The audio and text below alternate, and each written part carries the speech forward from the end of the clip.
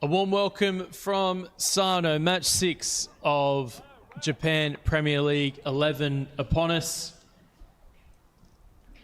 North Kanto Lions taking on the Kansai Chargers on SICG 1.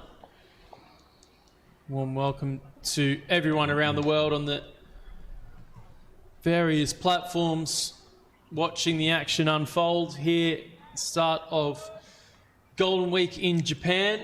And after our false start yesterday, we finally had some JPL action.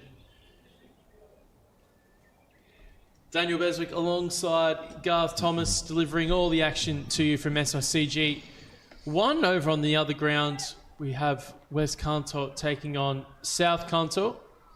As we do bring our attention over to our ground, North Kanto captain Reo Sakurano Thomas winning the toss and electing to bowl.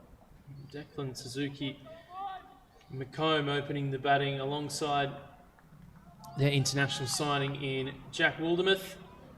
Didn't quite get going in their first completed match a few moments ago. We'll wrap that in a couple of moments' time. But Garth, good opportunity in North Kanto, having watched on with the bye this morning, just to see how it all plays out. Welcome.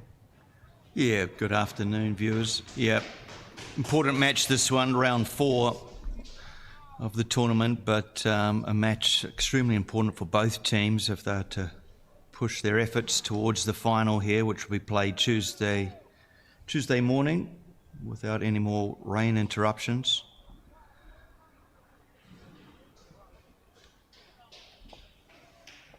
Would have been a good chance for North Kanto, as you say, Daniel, to watch on this morning just to see what sort of par score, defendable score, perhaps over 160 as a minimum. This morning games 131 and 139 were not enough. Both teams chasing got up easily in the 15th over and 13th over.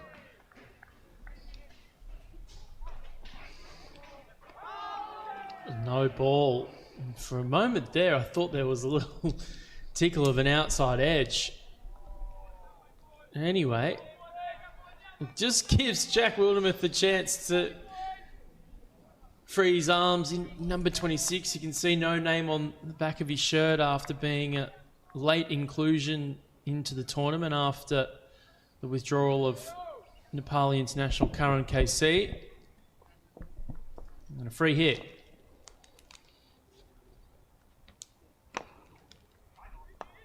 In the end, he's unable to capitalise on the opportunity and even thought about sneaking an overthrow through. Jack Wildermuth has represented Australia at T20I level. He played 2 T20Is on a tour of Zimbabwe going back a little while. You can tell he's probably not used to playing on the synthetic surfaces. He almost sort of in habit went to try and pat part of it down. And they take the single this time. Taking on the left side of Mir Mohammed Gufran, one of the retained players by the North Kanto Lions from last season. And Garth, I know, without trying to put the father cap on here with his son Rayo bowling and captaining the team at the moment, it was a campaign for North Kanto last year that didn't quite get into gear, really. Yeah, and they've had a number of changes from the squad from last year, 8 new additions. So, as I say, their first game for them of the tournament, having had both games yesterday rained off. Well, actually, weren't really rained off, were they? It was just the field conditions weren't up to scratch. Captain to captain here, Sakurano Thomas to Suzuki McComb. Yorker first up, just to let him know he's there. Of course, you would know, having observed, but Reo Sakurano Thomas, also the coach of the under-19 team that travelled to Namibia for the under-19 World Cup earlier this year. They qualified right here about a year or so ago. Managed to taste that victory against Tanzania, as we discussed. Takes on Dooley, who can't fire from mid-on. Suzuki did go straight away, Declan Suzuki McComb. More often than not, you can get down the other end as long as you're assertive with that early takeoff. And, Wildermuth is just sort of getting into his campaign here, slightly new conditions. Yeah, as you say, he's another shy at the stumps, but I'm pretty sure Suzuki McComb was comfortably home. Yeah, as you say, a couple of internationals for Australia in T20. It was back in 2018, but currently a part of the Brisbane Heat squad. Certainly another welcome addition. Brilliant having these star players a part of the JPL, edition number 11.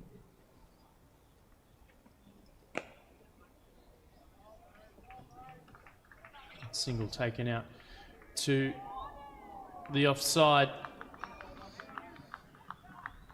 Got ourselves the end of the over. 4 without loss to begin, even with that no ball at the start.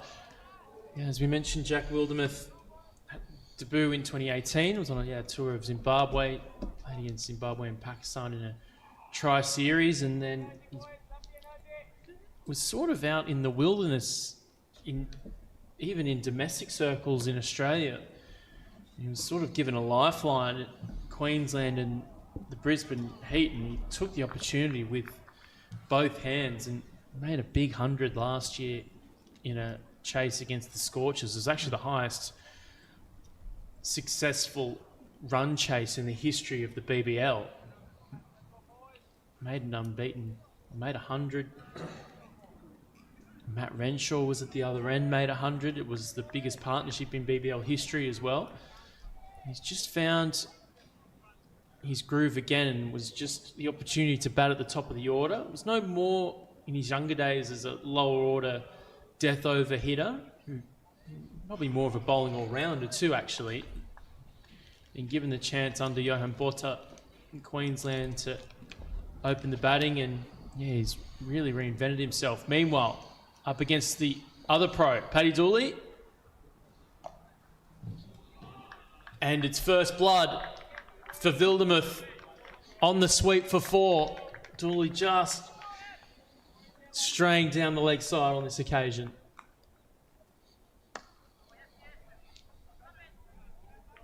Yeah, just taking a look for the first time at Paddy Dooley.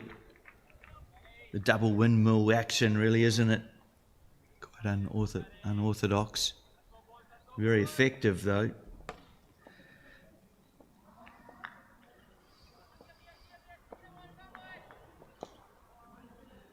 Worked into a little gap now. Oh, I end up taking 2, and Sakurana Thomas slipping there in the throw. Paddy Dooley rose to prominence in the BBL 21-22 season.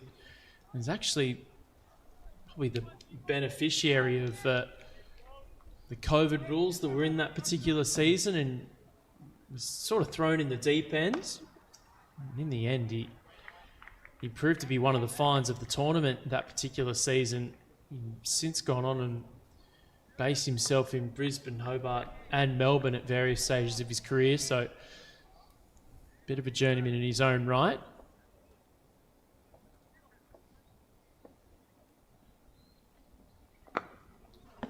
And once again, Wildermuth wins the battle.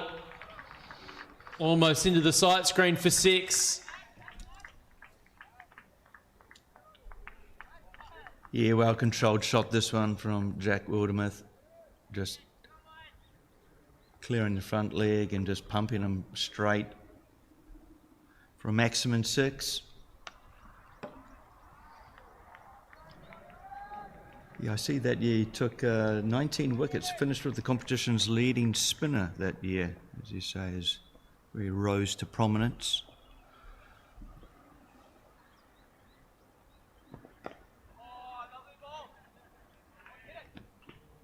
Just a single on that occasion.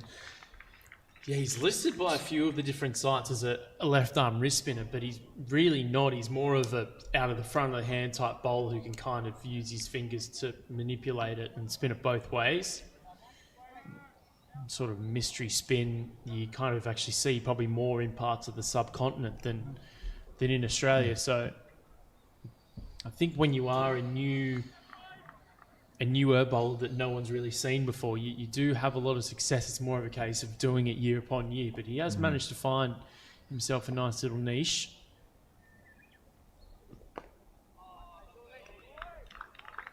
Defensively played here from Suzuki McComb.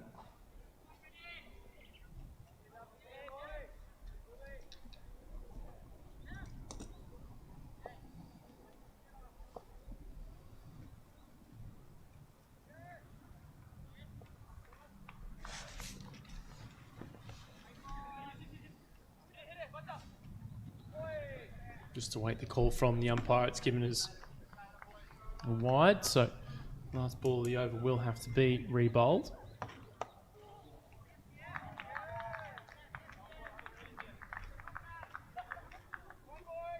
Yeah, Suzuki McComb will want to make amends from this morning's match. Didn't get off the mark in that game. But as captain, you feel like you need to make a contribution. Struck hard, catchable height, but wide of the cover fielder. A good way to finish the over from a Kansai Chargers point of view. Desperate to taste some success in the afternoon slate of fixtures. 21 for no loss.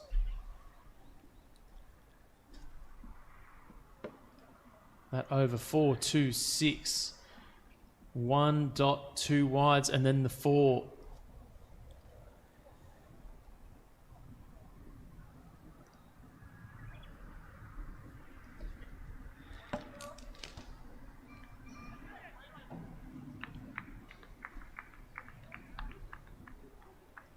North Kanto did have the benefit of sitting off the morning slate of fixtures, so more rested, maybe being able to take a look at what a pass score would potentially look like, and judging how both matches ended, anything under 160 likely not be enough, as we see Mian Manib Sadiq take over from Sakurana Thomas, who was taking himself off. And slower pace off this time. And Suzuki McComb, as we remember that win against Kuwait at the Asia EAP qualifier, he had to come out there at the end, and I think he had 3 cracks at the scoop to hit the winning runs in the last over, and he got there eventually, but tough situation to be thrown into it as a new bat, needing just to finish the job. It was a nervy moment there at the end, but did get the job done.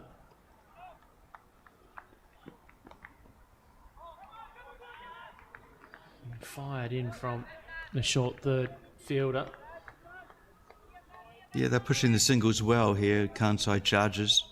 We've seen 2 or 3 attempts at throwing the stumps down, always comfortably home. Sadiq plays locally for the Chiba Sharks.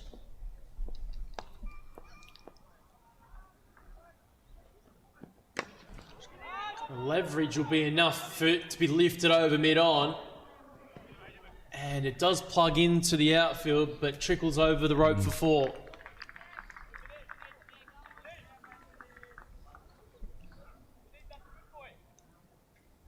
You can see a high grip on the bat there. Jack Wildermuth, long arcing bat swing. A lot of power in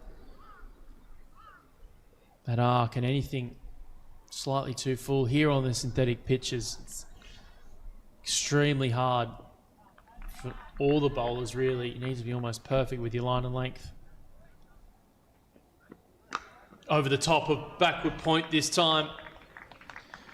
And the sound off his bat tells you all you need to know.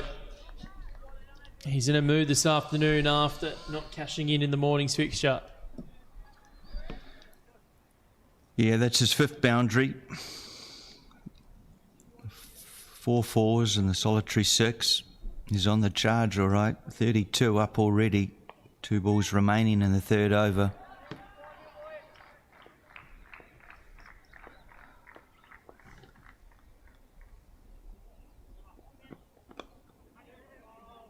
He's been able to turn the strike over well when the ball is not quite in his areas as well.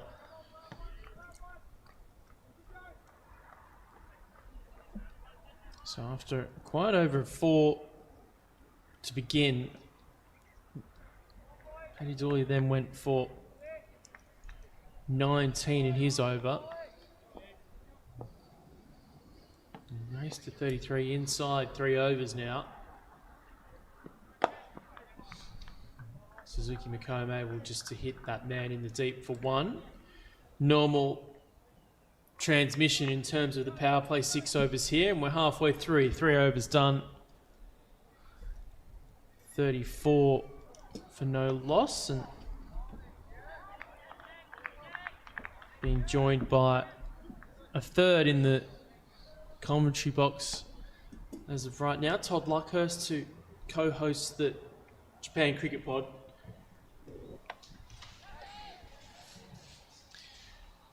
Jumping in for 5 minutes and give us an update of the ground. You do work on the ground as well, Toddy. Thanks for joining us in this afternoon's fixtures. Thanks for having me up here. Good afternoon, everyone. And yes, do a bit of work on the ground here, and we've had some bit of challenges the last few this week with some wet weather, but it's all dried up now. We're getting some great cricket, which is always great to see. Yeah, probably the perfect person to ask a couple of questions on how the tournaments had to play out in terms of the conditions we had. Obviously, the washout as we see a ball being hit onto the other field, and Jack Wildermuth and Josh Brown there gesturing to each other on the respective grounds. But yeah, the washout yesterday, we get to postpone one of those matches, but one of the afternoon slate we'll see be wiped away as no results. We see start of a new over. Outside edge from Declan Suzuki McComb. So it's put you guys in an awkward spot trying to prepare, obviously, the turf wickets, but that's been impossible, and us moving to the synthetic. So, yeah, how have you kind of sort of had to kind of piece it all together for these matches and for the tournament? Yeah, it's been a challenging week, I would say. We've had some wet weather a couple of weeks there, then again this week.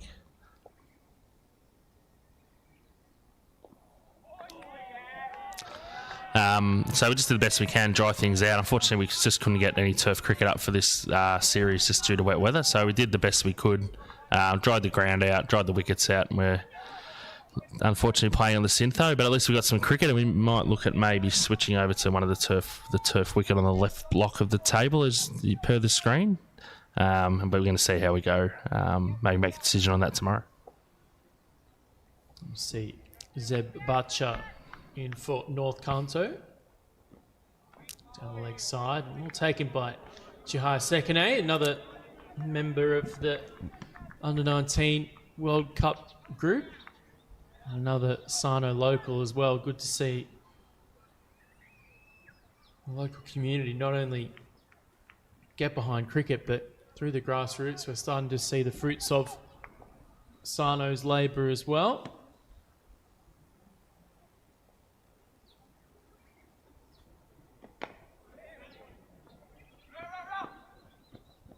Rio unable to pick up cleanly on that occasion. Hamid Zeb Bacha, Chiba Sharks Player of the Year 2023. Diminutive, but gets through it at decent pace.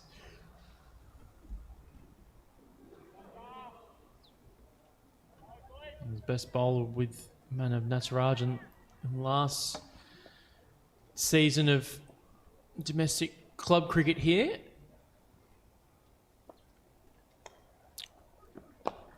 All worked away onto the leg side. Well fielded in the deep too, preventing the boundary. I think it's Paddy Dooley out there covering that long on boundary. It's a half five in the process, but fielder running all the way back from mid-off on that occasion.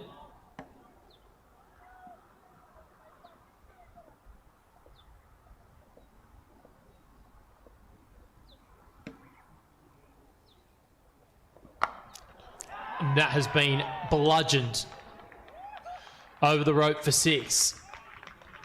The arms of the umpire go up, and the arms of the Kansai Chargers dugout go up.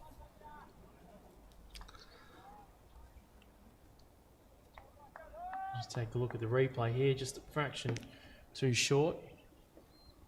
As well, work it into the leg side there.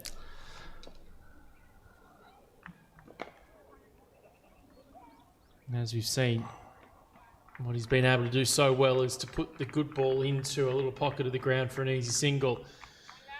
So the wrath of Jack Wildermuth, after not quite getting going in the first match this morning, side moves to 45, he moves to 37.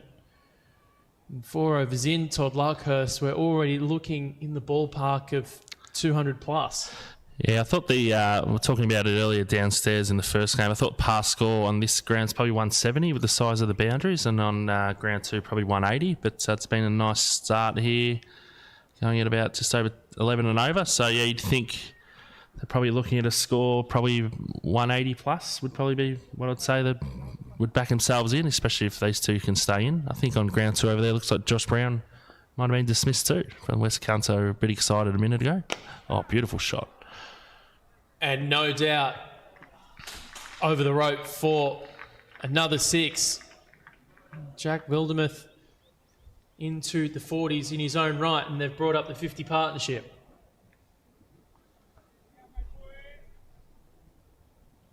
So hard. There's almost nowhere to bowl to this man. You can see him in the mood that he's in.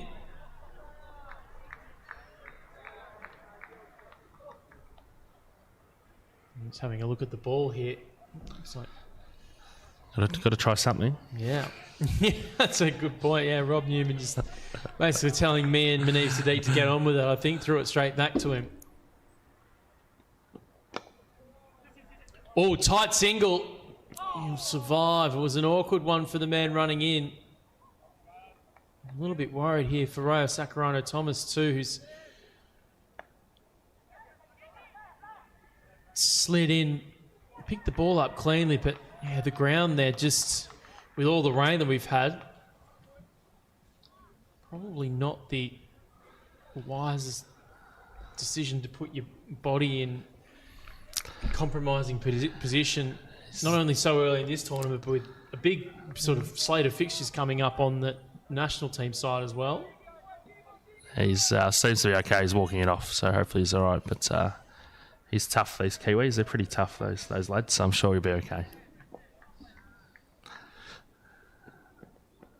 Swing and miss from Suzuki McComb. Yeah, shades of last year where I was sat next to Garth up here in the commentary box, and as a commentator and as a father, he almost had the same reaction of watching his son go down injured last year in this part of the tournament. I don't think there was a whole lot of sympathy. I think it was more of a, don't be stupid, get on with it sort of thing.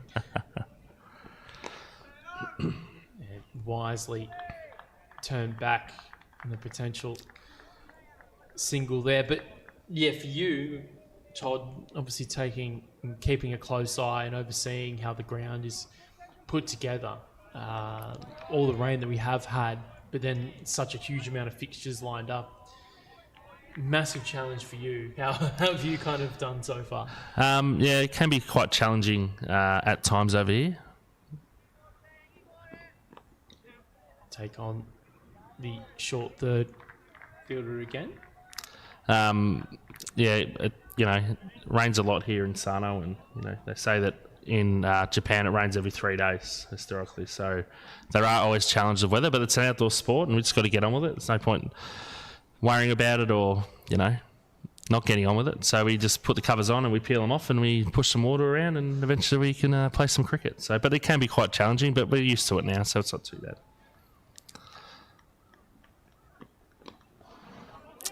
Oh, mix up. This will be heartbreak. No. They've butchered the chance. North Kanto. Jack Wildermuth survives. The throw was just a little bit too far to second. He's right, and a tough one to wrangle in. In the end, they've botched the chance. How often have we seen it? Even so far today across both the morning matches and the start of this afternoon's matches, end of the over 53 for no loss. You just can't give up those golden opportunities of taking the pro player.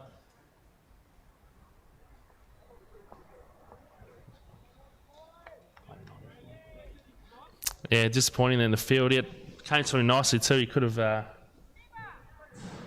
definitely got it in, but would have been a big wicket. But, unfortunately, Wildermuth stays out there. It's 44 for 19. It's a beautiful afternoon here in Sarno now, isn't it? Sun's Not too out. hot. Sun's out. Garth's got his guns out. Looking well. Beautiful afternoon for cricket, and it's amazing. A couple of days ago, it wasn't looking like this, was it? It's water everywhere. Bit of a lake out there, but the weather can turn quite quick here in Japan. Another change.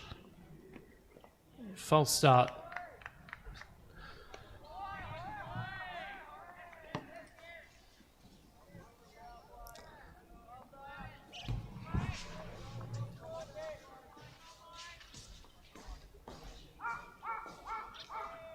Monty Harrahins.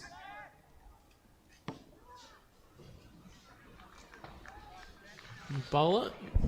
Twins, of course, with Gabby. When again, Wildermuth was out of the box at the non-striker's end. Man there at short mid-wicket. Abhipray Dewan was in on it quickly, welcoming in Garth Thomas again. Todd jumps out. Yeah. Huge challenge for Toddy. The upkeep of the grounds here, but welcome back, Garth. Cheers, and after looking good, these two running between the wickets, there's just been a couple of hiccups in the last couple of overs. But yeah, great to hear the insights from Todd Luckhurst, groundsman here, who comes across each year for this tournament from Melbourne, Australia, just to overlook proceedings, pass on his knowledge to the local groundsman, which is, I believe, Shu Noguchi.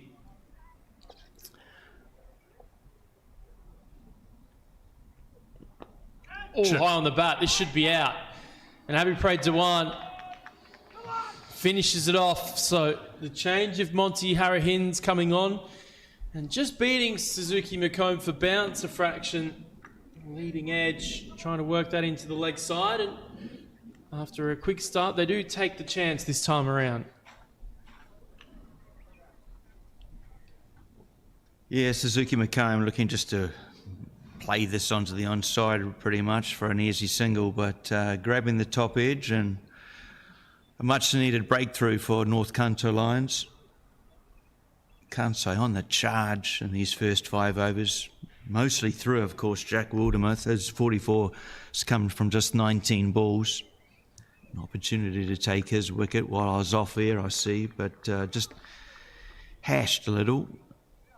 A throw not exactly over the stumps, and Chihaya Sekane unable to take the bails off. So we can see how much of a contribution these overseas stars have on the game. We saw this morning's game with Josh Brown hitting 91, getting his team almost across the line on his own in terms of the bat.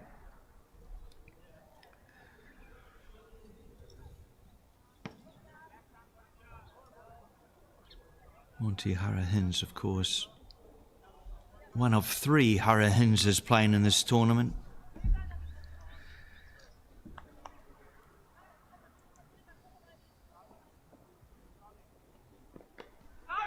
Oh, I think that might have been put down. It flew to backward point. Yeah, have to agree. It carried, didn't it? I think he just was on him too quickly. I just wonder if we pull up a JPL replay. Perhaps not, but definite chance again. Alex Watanabe Dawson, it is at backward point there. First ball for the new batter as well.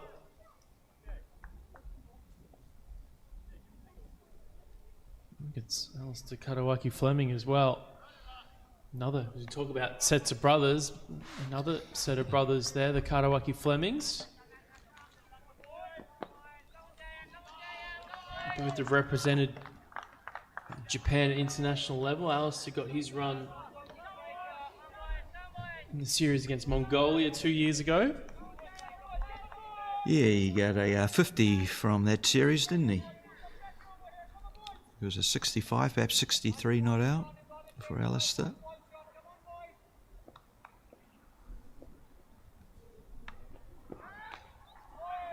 Where's that gone? In the end. 4 off the bat, wide of Sakurano Thomas. Yeah, got what it deserved, really, didn't it? Just short and down leg side, and easily picked off.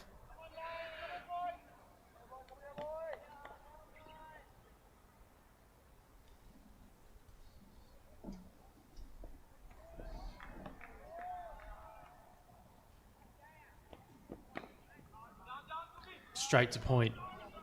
Oh, really eager to turn the strike over as much as they can here, Kansai. End of the over. 1 for 59 at the end of the power play. Yeah, it's probably fair comment if they're unable to dismiss Jack Wildermuth. It's almost trying to keep him off strike, isn't it? I've been impressed. Usually after following up a 6 or a 4 from him, we see him just turning over the strike. Currently, we've had 30 balls in the game, and he's faced 22 of them. So perhaps something for Captain Sakurano Thomas to think about.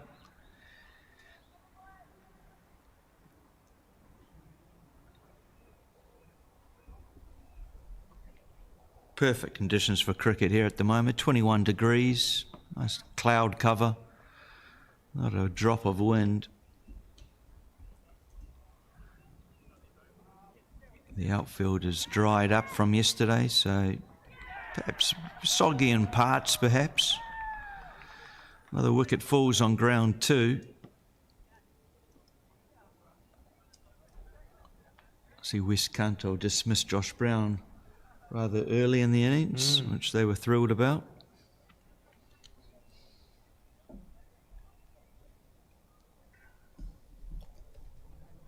About you changing ends here for North Kanto. Well down the leg side. Well taken by Jaya Sekine.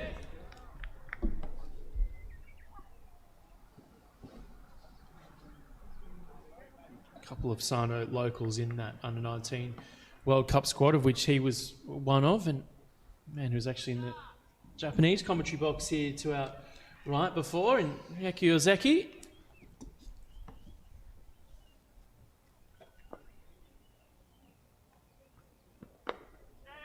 They take on the man at backward point for an easy single in the end.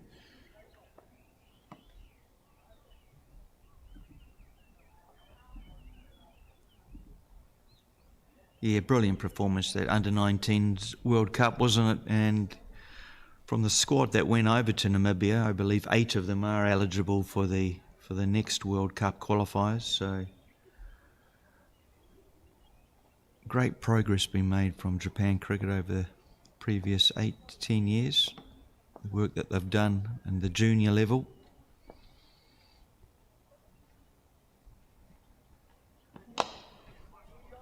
Been able to take away Wildermuth's leverage on that occasion. 49 for Wildermuth now. Just 23 balls.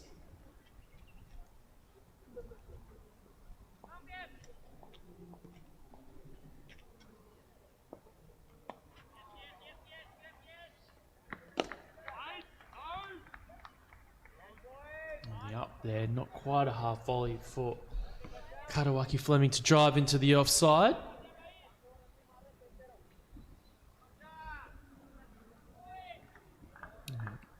Karawaki Fleming, or Alistair, described by his brother Kendall. Kendall called him a future Prime Minister of Australia when I spoke to him a year ago.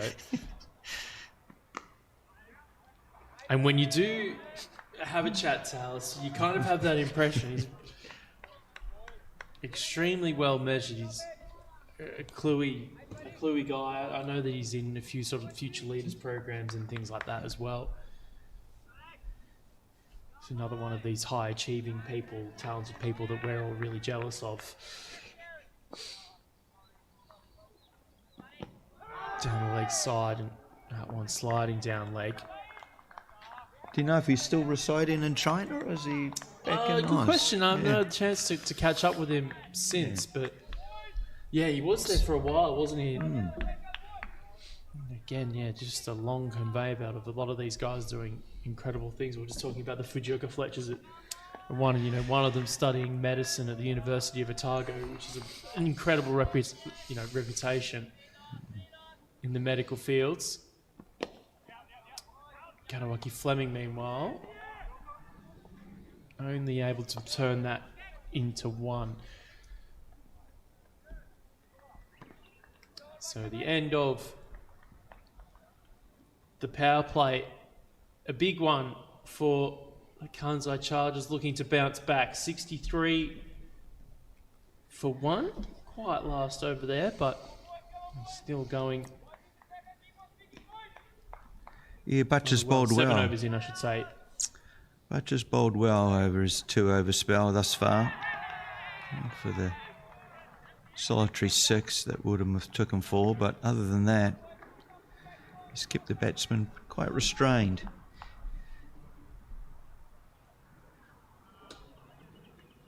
Another wicket falls on ground 2. We will update you on that score in the next over break.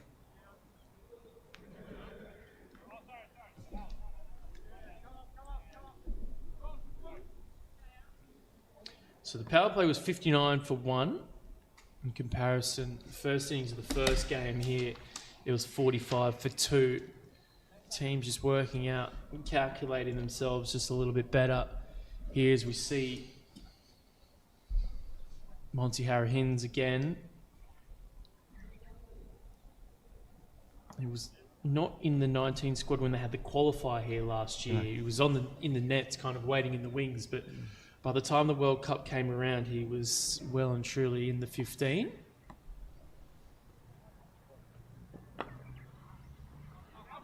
Oh, they take on the fielder again. They've run the gauntlet, the Chargers, and on the whole have survived.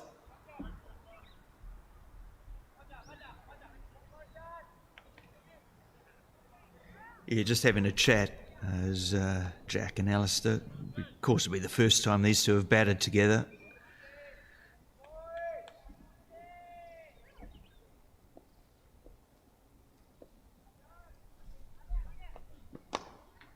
Yorker length from Harahins. Well executed, in fairness. But it moves Jack Wildermuth to 50. And after a little blip in the first match, he turns to his dugout and appreciates the applause. Outside of the half chances on the run-outs, he hasn't looked troubled in any other respect, really, as you would probably come to expect.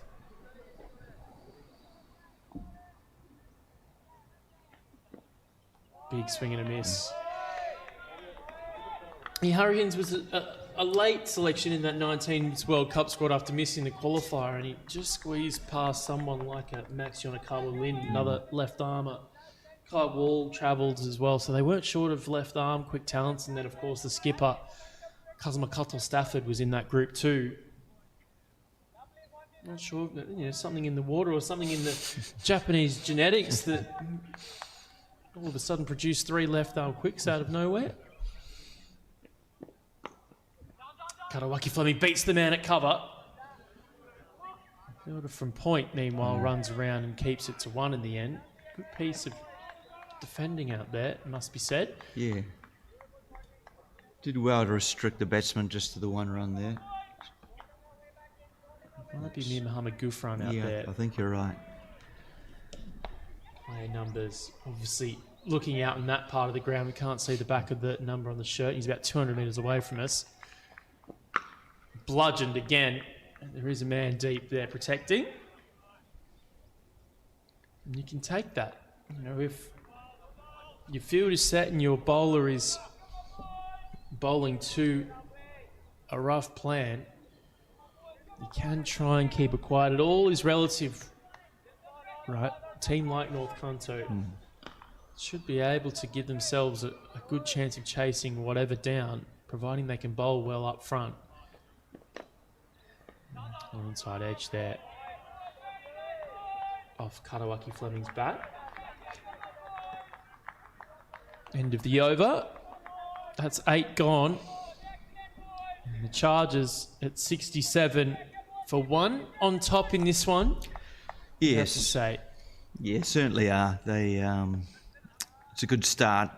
I think the one positive for North Kanto Lions is perhaps they've just taken a bit of that strike away from Jack Wildermuth. After the first 6 overs, he'd faced 22 of the 30 deliveries, but now he's only faced 50% of the deliveries, so somewhat a small victory for North Kanto. Of course, I'd love his wicket even more. At the moment, he's certainly hurting them. 51 runs coming from just 25 balls. 5 fours, 3 sixes. Butcher, ball back in hand from the school end here at Sano. Bat on ground, I think, although no signal from the umpire, so it suggests there might have been something on that. Maybe a pad or bottom edge onto the ground. Yeah, they have kept them quiet, you're right, Garth. In the last 5 overs, I've only got them, or in the last 4 overs, I should say, only the 2 boundaries so far in that 4 over stretch. So into the leg side, should be chased down by Gufran. In the end, he does give up 2 with a little fumble. And great boundary rider up there, Mir Mohammed Gufran.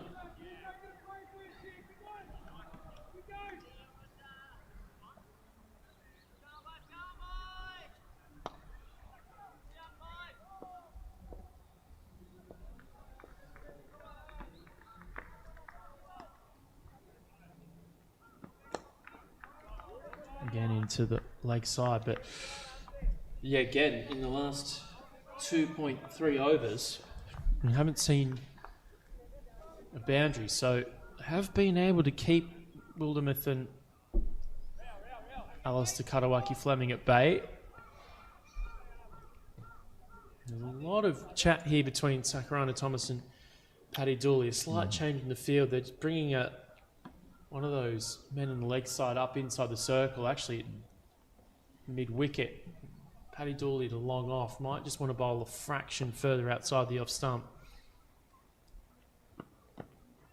Yeah, and he slides down the leg side again, but gets away with it.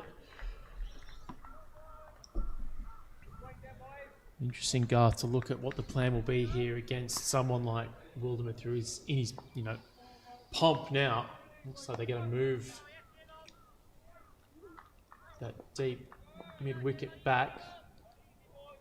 5 permitted out now, of course.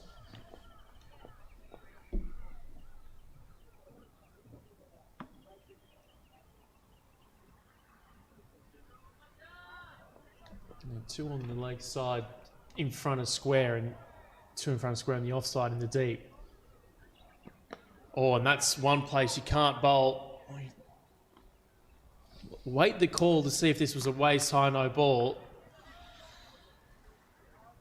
It's been given no ball and 4. Could have probably and should have been worse, that short boundary there. Wildermuth got absolutely none of it, with all due respect. Yeah. Not that it mattered a whole lot. He'll get a free hit here. He was able to really begin his innings with that Sakurano Thomas free hit. Another opportunity now.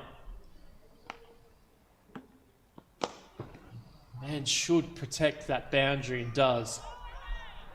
So it's 2 opportunities for Wildermuth, and of course he's been off to the races and made it quick fire 50, but he has missed out on both opportunities on the free hit this afternoon.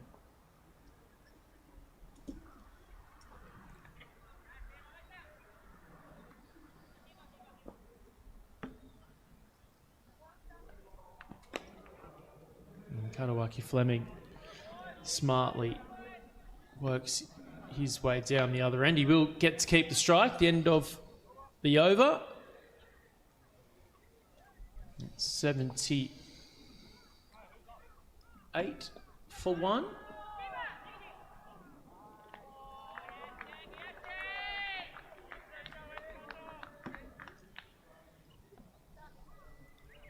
Yeah, that no ball just released a bit of pressure. Well, not pressure, but let's just say that there's been a lack of boundaries over the previous 3 overs.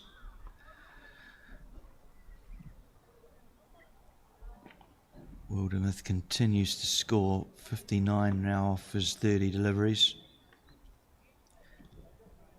Alistair Karawaki Fleming doing the right thing and just rotating the strike. Run rate looks pretty healthy at the moment for Kansai Chargers. It's over 8.5. So continuing at this rate would see them post a score of around 170 plus. As we heard from Todd Luckhurst earlier, he thought that was pretty much your pass score given the playing on the synthetic. A short boundary. On camera, that's over your mid-off, long-off area. Dooley back. Again, Karawaki Fleming does well to nudge a single, this time into the leg side. Yeah, this will be a good battle, this, won't it? Dooley gets another chance at Wildermuth. Bowling it at what I would probably consider the tougher end for a spinner, given that you can take him down the ground over the offside now to the short boundary. He digs in short this time and trying to negate that. In the end, Wildermuth should pick up a really easy 2. Good chase in the end by Monty Harry Hins. Yeah, it's a tough one. I mean, for any spinner, you've got this man who is seemingly at the peak of his powers today. He probably has the luxury of being able to kind of sit and rock back and muscle one over deep mid-off for 6 anyway. High. There was a question being asked of the umpire, but rightly turned down. A lot of bounce on this synthetic wicket here as well.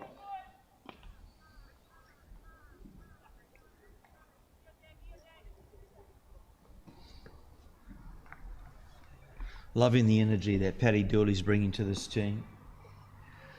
Lots of conversing with fellow captain and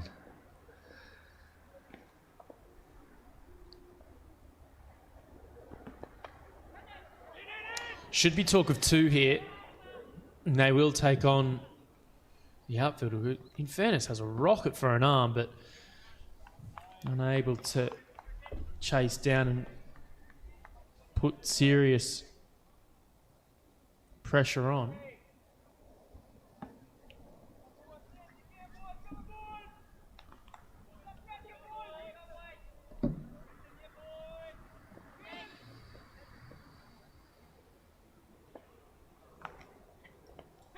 Could be out, should be out, and it is.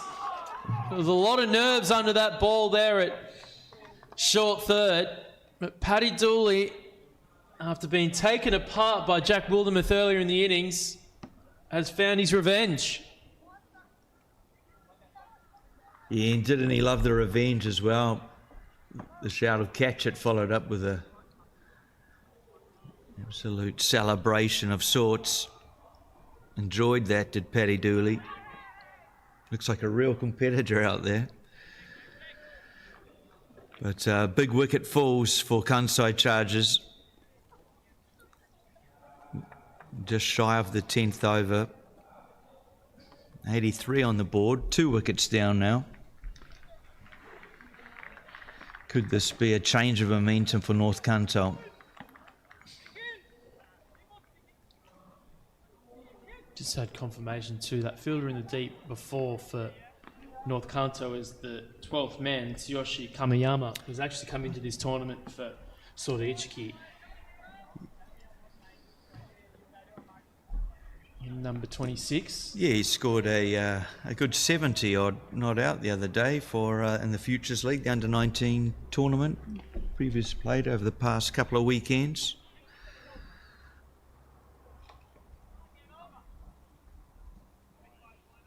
But, in the end, a good catch. Had to lose his feet and coming forward, so sometimes they can pop out when the elbows touch with the ground, so well held. For a moment I thought he had spilled it, but it was his sunglasses coming off his head. I got done by exactly the same thing.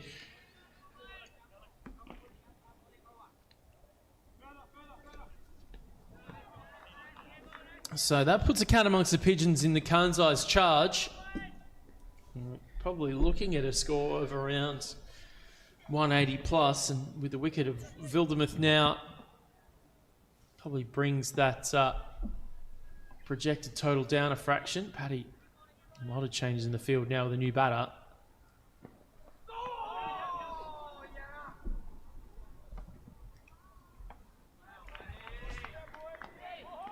Alex Shirai-Patmore, who made a well-measured score in the first match today in for the Chargers. The end of the over, 84 for 2.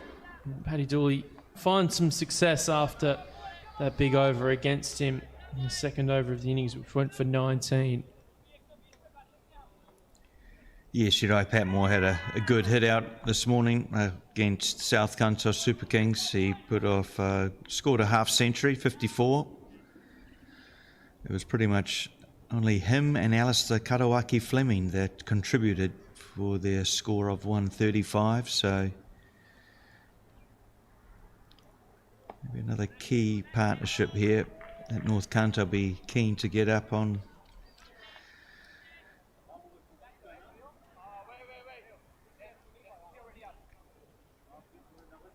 Alex Shirai-Patmore, almost a veteran of Japan cricket. Oh, he is, yeah. He's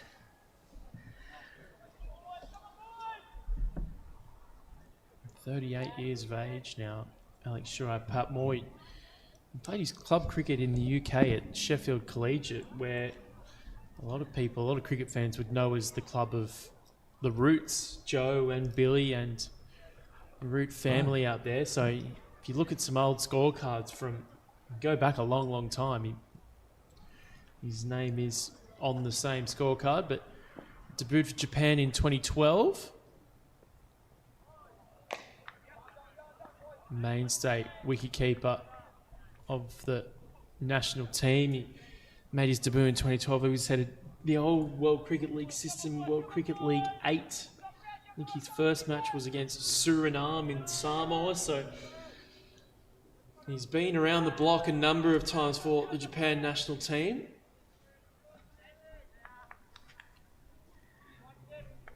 Yeah, he's cap number 66 for the Japan national squad, and I do believe we're up to around about 110, perhaps 112 now, cap number.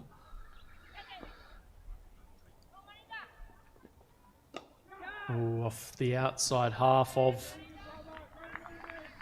the bats, but it's wide of that man at third. Yeah, if you were to tally up the number of opponents that Alex Shirai-Patmore has played against, you'd probably find yourself needing more than your two hands, that's for sure.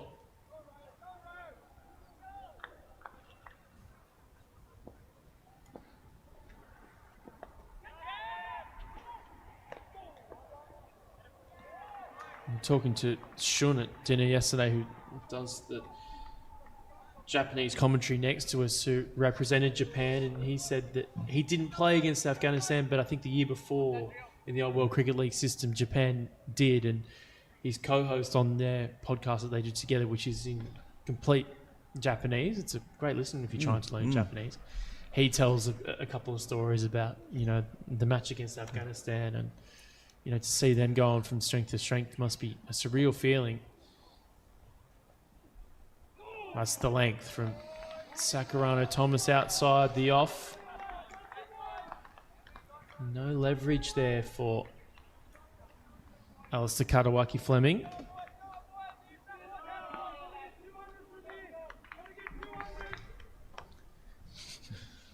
A lot of chat in here. Paddy Dooley rallying his troops from long off as his captain runs into bowl.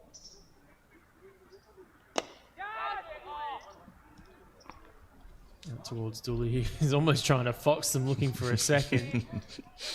It seems like a character, doesn't he, Paddy Dooley?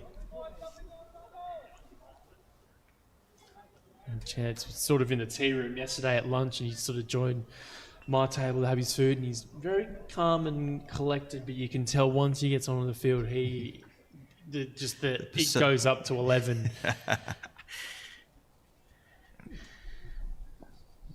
Kendall had the same sentiment as well, talking about him as well. Another play miss. That'll bring the end of the over. 88 for 2. 11 overs gone here as the sun almost covers both fields now, perhaps for the first time today. A lot of cloud cover this morning. It's probably up to around 22 degrees. Springtime here in Japan. This Japan Premier League tournament always takes place in what they term Golden Week here in Japan, a series of holidays that stream together. So most companies close down for 5 days. Some companies will even give you a couple of extra days to make it into a 2-week holiday. But if you're ever thinking of coming to Japan, it's probably not the best time. Incredibly busy.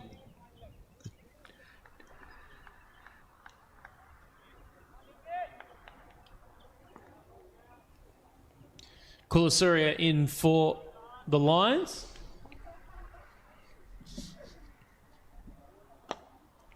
And Katawaki Fleming trying to muscle into the leg side. Doesn't get all of that. Pick up one. Yeah, Kulasuria, again, another local player, Sano Club. Has played for Sano for the previous 3 seasons. Usually opens the batting for the club team.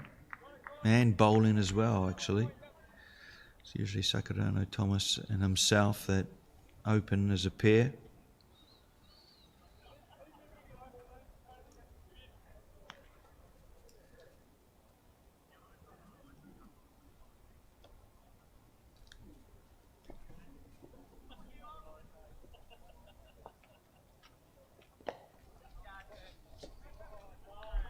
Safely out to the sweeper.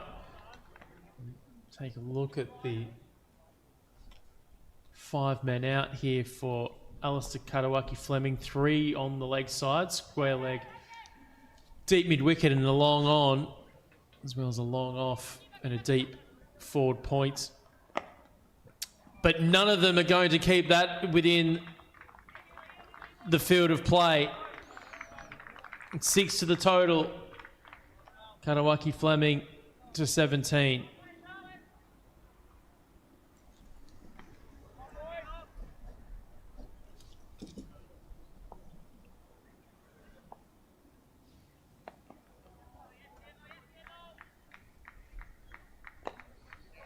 For a moment there, thought might be looking to go again. In the end, it will be just the one. You see Kamiyama again firing the deep, looking to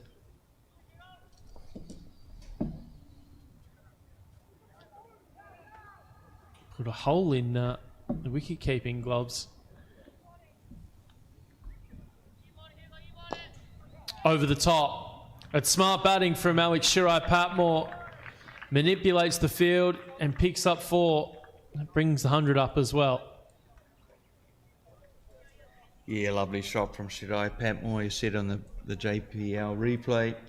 Just uses his feet to come forward, creates some momentum. Lifts it up over mid-off. As you say, intelligent batting from the veteran.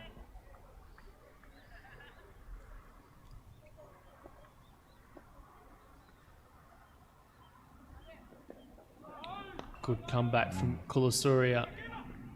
They do end up skipping through for 1. Runs off every ball of Kulasuria's over that goes for 14. Kansai Chargers 102 for 2. 12 overs gone. So when Wildermuth was going hard, there was talk of 200. That was probably brought down. Now looking sort of between that 160 to 180 range. And these two, maybe the one flaw you could probably say in Alex Shirai-Patmore's batting over his international career is that, by his own admission, he's probably told you that he hasn't been able to lift in terms of his strike rate as quick as he would probably like. But there's a good opportunity here with some extra pace on the ball of Sakurano Thomas and a fit runner between the wickets in Alistair Katawaki-Fleming as well.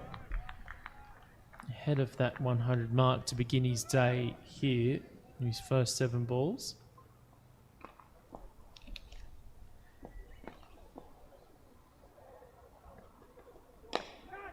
Again, down the track, it might not run all the way to the fence. Wants to run a 2, but again, smart from Shirai-Patmore, knowing the field set.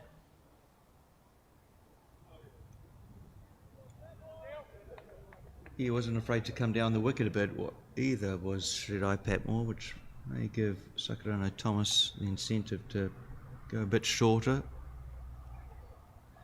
with his delivery.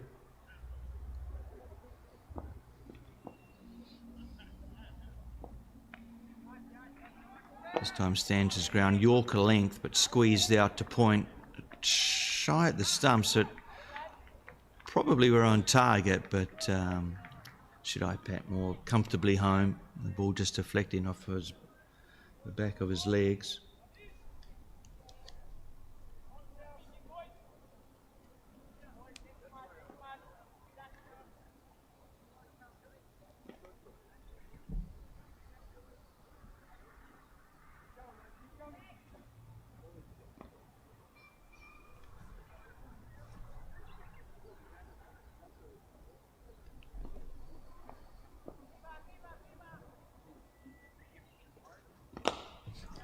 Katawaki-Fleming just plays this down to long off for a single. Run rate still up around 8.5, so that score 170 still on the cards. Only wickets in hand, just 2 down. Interested to see who the captain goes to for the next over, given how they seem to play Kulasaraya with ease. So. Down comes Shirai-Patmore, man in the deep. Just be the one.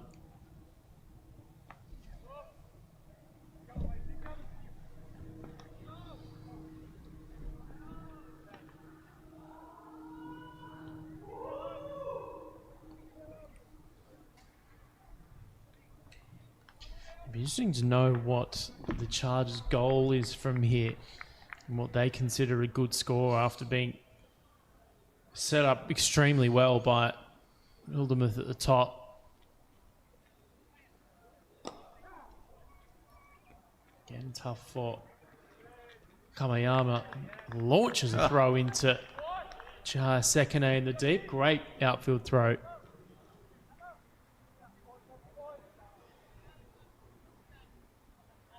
He's even got that idiosyncrasy of baseball of almost punching into his glove before he launches into a throw as well. Brilliant. He knew exactly what he was doing. Alex Shirai-Patmore opened himself up, ball short, and carved behind square on the offside for 4. Yeah, you read that well, didn't he? Just using Sakurano Thomas's pace and just going to that short boundary.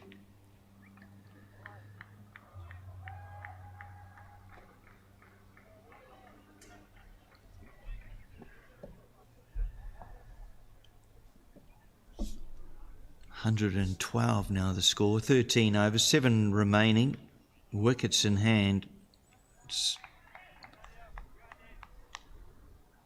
These top 4 batsmen for Kansai Chargers have given the team a really good launching pad.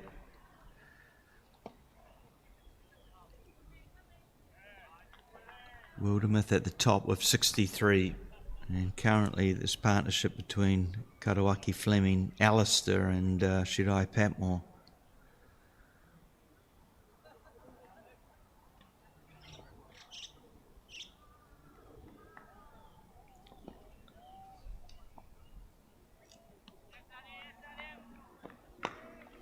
too short.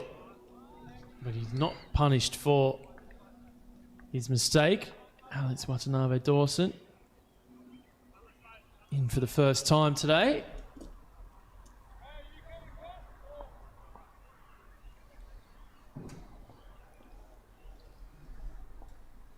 Yeah, the run's starting to flow again. Just the 2 dots in the last 13 deliveries.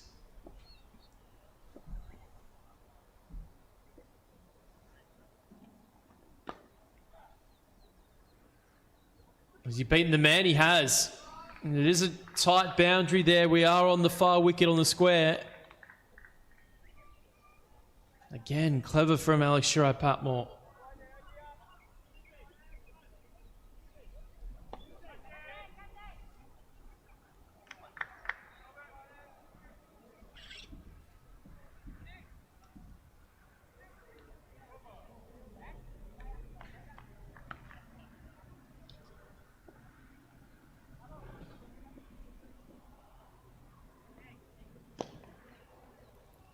This time goes straight to Shirai Patmore. Fielded as brilliantly in stopping the boundary 4. Saves 2 runs for his team.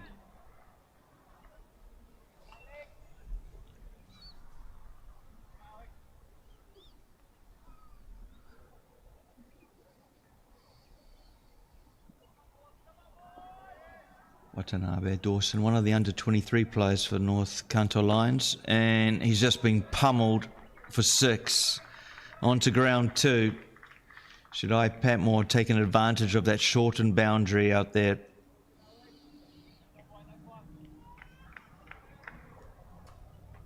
And the runs continue to flow for the Kansai Chargers.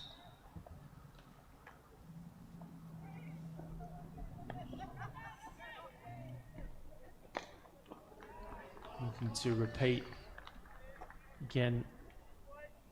Just the single, mishit out onto the leg side.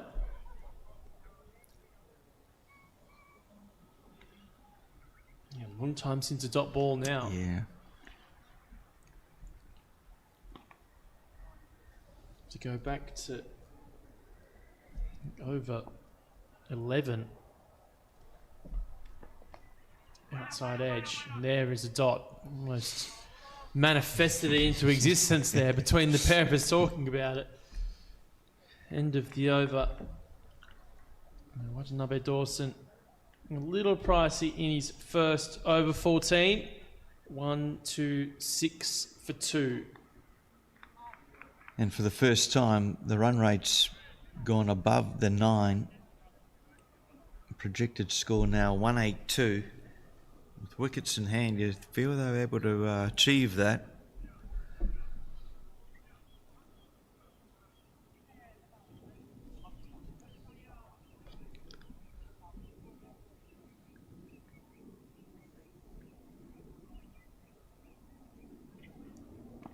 They've used the 7 bowlers of North Kanto.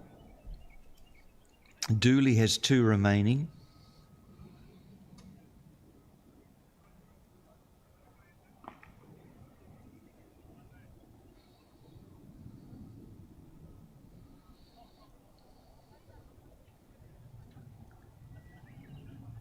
Perhaps the death overs will be bowled by Mian Munib Sadiq or Sakarano Thomas. Butcher has another over left as well.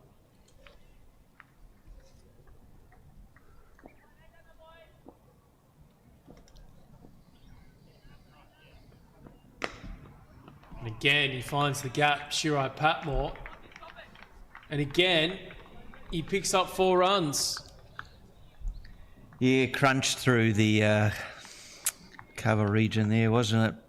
The sound of the bat sounded good. He knew the moment it left the bat, it was well timed. Just gave himself a bit of room by coming onto the onside, freeing up the arms.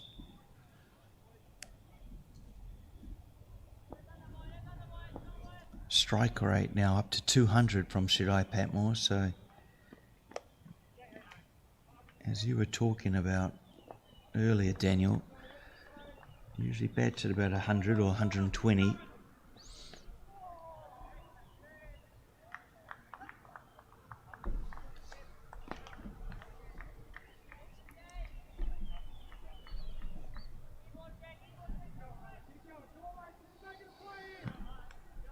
Dooley doing his best to encourage his teammates, keep them up, keep the energy up.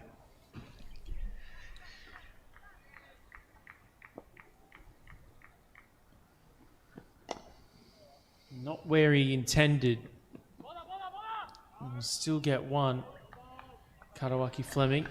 This is when, as a bowling side captain, you feel like you're always a fielder short. You're just trying to plug every single hole, and even when a player mistimes like that, you can still leak a single.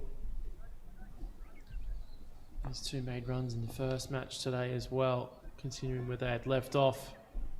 Was he trying to do a little bit too much, and in the end it's brought about his demise, trying to manipulate that short boundary, or manipulate a shot into the short boundary, and in the end Manib Sadiq, good decision I would say from Rob Newman down there, hitting in line and going on to probably hit at least off stump, maybe middle and off. So the end of Alex Shirai Patmore's innings with the bat was seen with the gloves in the second innings, but a great impact, 35 off 18 balls.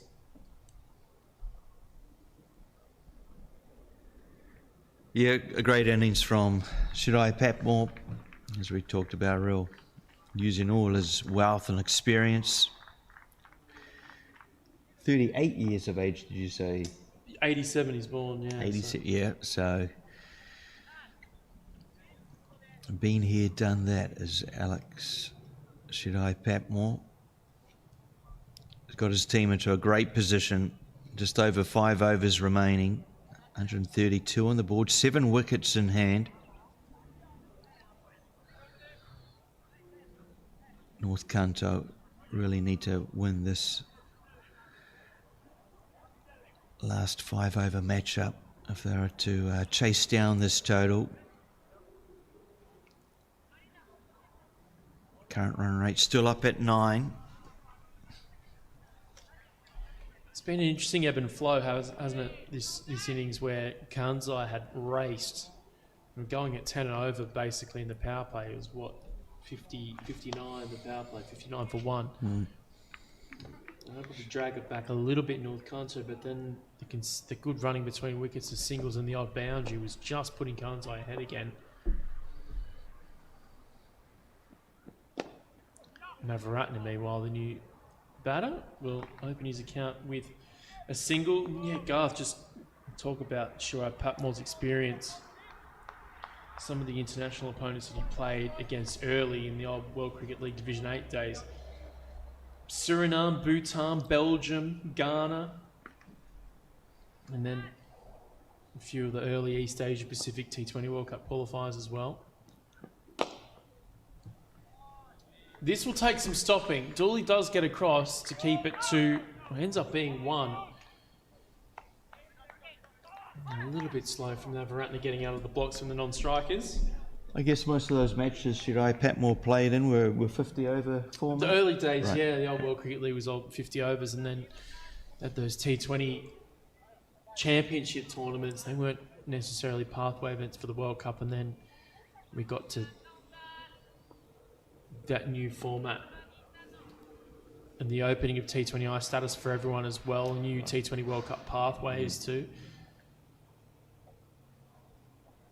You know, now with a 20-team T20 World Cup, and there's even scope to grow that again by 2 or 4 teams.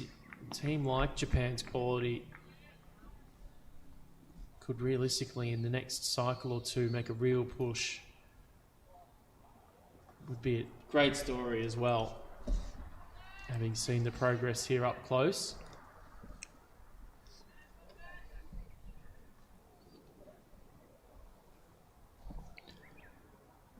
Dooley back. Bowled his overs in 1 over spurts. This is over number 3.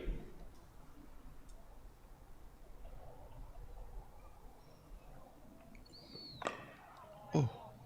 It's just at the toe of Karawaki Fleming's bat, I think. It sounded awful, all things considered, but nowhere near the middle of his bat.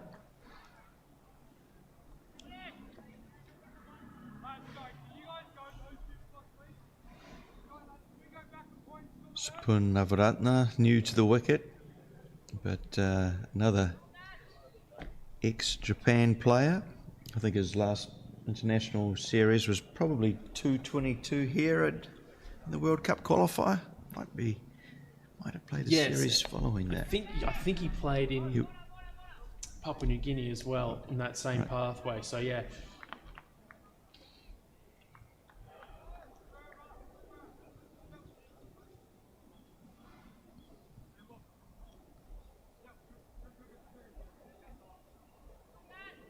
Certainly a power hitter. He'll be looking for the boundary.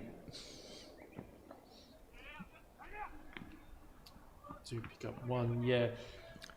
8 T20Is Sapun Navaratna from October 2022, which you were right was the sub-regionals for that World Cup qualifier, and then the regional final in PNG in July 2023.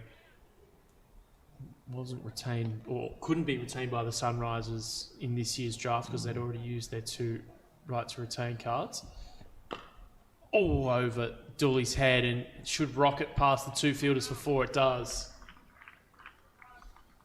And out of reach of Paddy Dooley there, and Alistair Katawaki Fleming.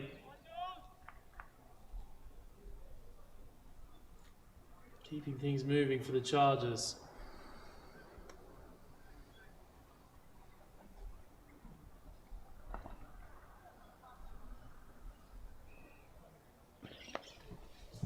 Man is interested and holds on. Good catch to his right. Running around.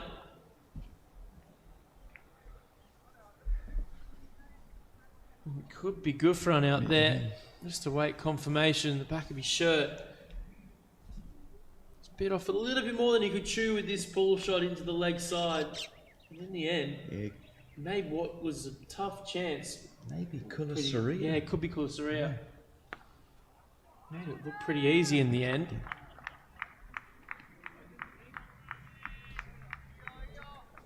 Could even be Abhipred Dewan in 21. Just didn't get a look at the name on the back of the shirt. Yeah, just walking back, it is Abhipred Dewan. As you say, made it look relatively easy for a firmly hit shot. Did well getting around to his right, clasping the ball. Second wicket for Paddy Dooley.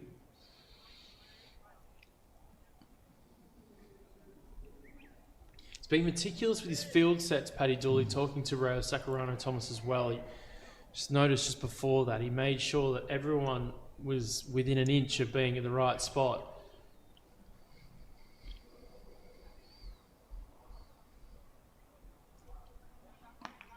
Gabby Harahins, new batter.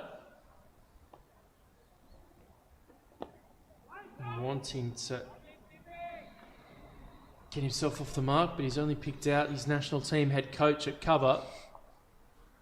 From an under-19 point of view anyway, Rayo Sakurano Thomas, of course.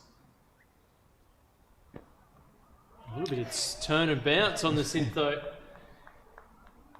He almost surprised Hara Hinsden at the bounce there.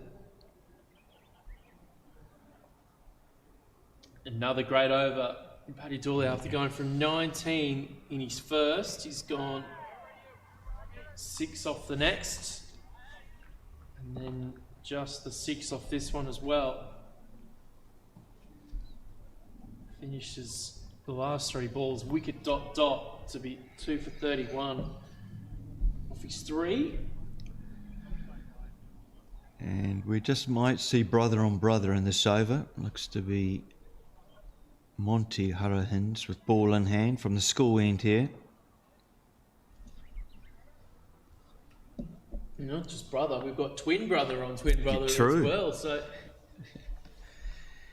been probably inseparable growing up, are now divided by JPL rivalry this year. Watching on last year, their older brother Charlie played in the tournament. He was retained by South Kanto as well. Haven't had a chance to see South Kanto yet with their 2 matches over on number 2.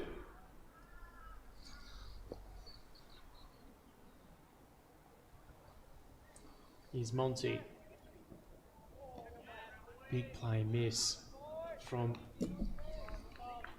Navaratne. Of course, played a little bit of first-class cricket in Sri Lanka as well before coming over to Japan.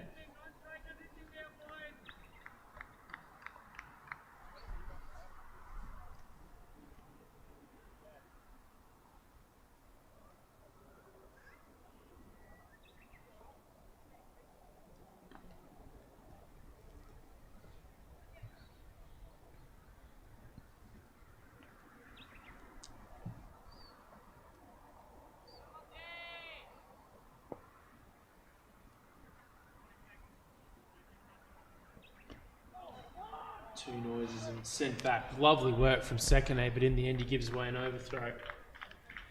Probably half a chance of a run out too. Maybe not sure if pulling the trigger was the right move in that situation, but only Sekine will know.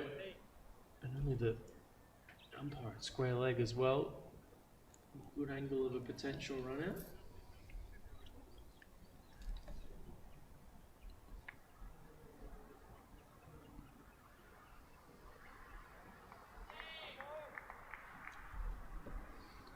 It brings twin brother up against twin brother.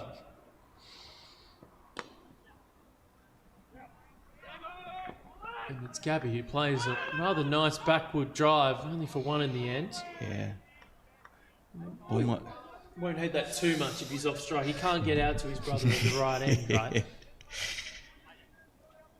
Good looking shot there from Gabby Hurrihin's brother on brother. Important how they finish this match, North Kanto. They could be chasing 165 or 195. Another play miss. It's been a good little stretch since the wicket of Alistair Katawaki-Fleming. They've just been able to tie it up a tad.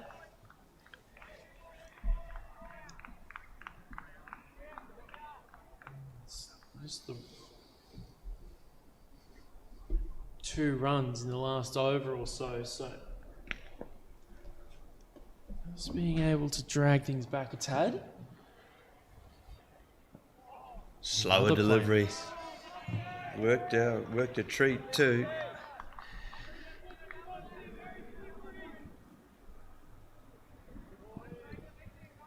Just hear the energy in the North Kanto Lions group is up and a little bit knowing each top ball. They're just clawing their way back a little bit further into this contest. Bat on ball this time from Navaratne, but it should only be the one. And a great set from Monty Hurrihins. Just 3 off it. 1 for 3. As you say, brilliant over, wasn't it, from Monty Hurrihins? To think that Kansai Chargers playing that 17th over with 6 wickets in hand, you really think they'd be just trying to get after everything at this stage. So coming away with just giving up the 3 runs, one of those leg by.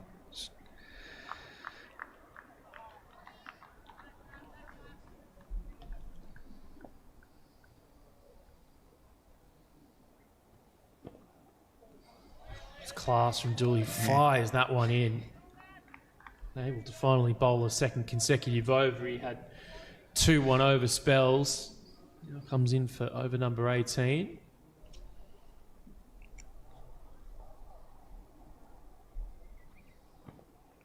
And the class comes through and beats Navaratne.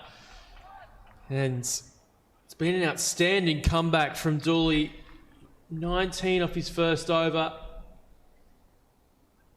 That's just class bowling. Plenty of purchase. Beats him in the flight and with the turn, and easy for Sekine to complete the stumping. Yeah, currently the momentum's with North Kanto. They needed it too. Kansai Chargers having got off to a brilliant start thanks to one partnership between Alistair Katawaki-Fleming and Alexander Shidai Patmore.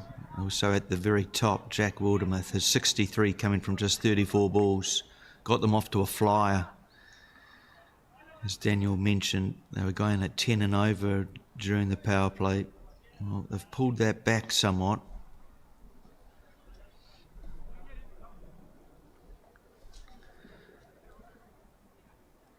Kanto were wanting to go into this innings break with momentum behind them.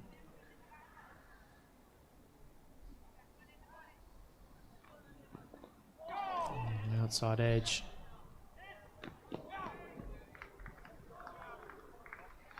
Again, good turn from Paddy Dooley.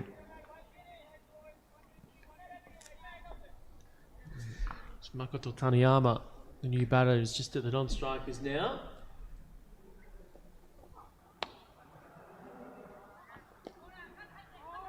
Ooh, We wanted one. yeah, a bit of hesitation there. Probably safe to turn back in the end. Paddy was off like a light. Got there well in time.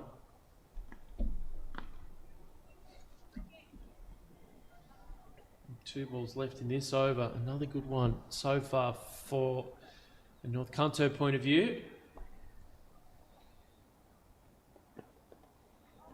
Big play miss. And it was maybe half a shout of it wide in the end.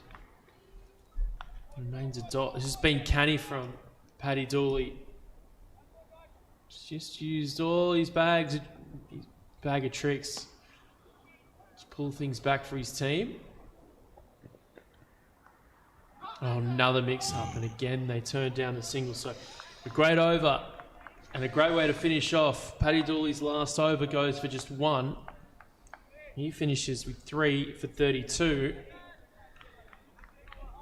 Yeah, considering that his first over went for 19, outstanding comeback from Paddy Dooley.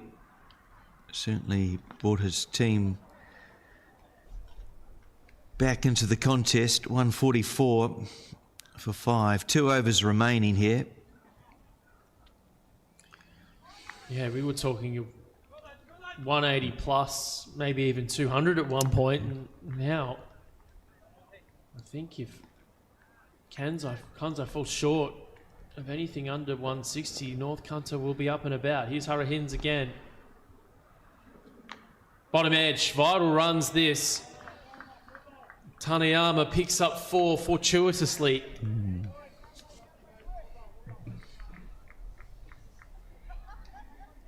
Yeah, unlucky there for Hurricanes. That's cricket.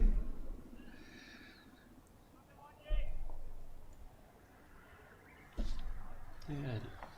Important spell that from Paddy Dooley. You look at this North Kanto Lions team, when they went into the draft this year, you just see Monty running in. Slow ball. Smart from Monty. It might have been a case of trying to beef up the batting. Not a whole lot of runs there last season from the team, and you look at the group, it is on the younger side, the North Kanto group, and you would have thought maybe the experience of some leadership with the bat might have come in handy, but for Paddy Dooley to come out and change the game brings them back into this one.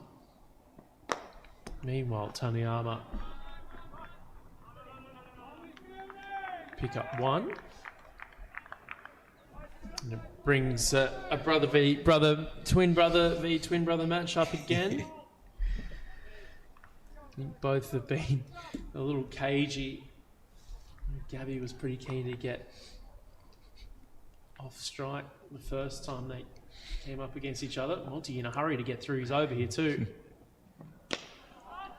Oh, has he picked out Paddy Dooley? No, it'll fall just short of him. Again, another mix-up with the running. Possible 2 on there, but turned down. Yeah, it was almost as if Gabby wanted to stay at the non-strikers. Yeah. Makoto Taniyama got out of the blocks of the non-strikers very quickly, turned and looked up and...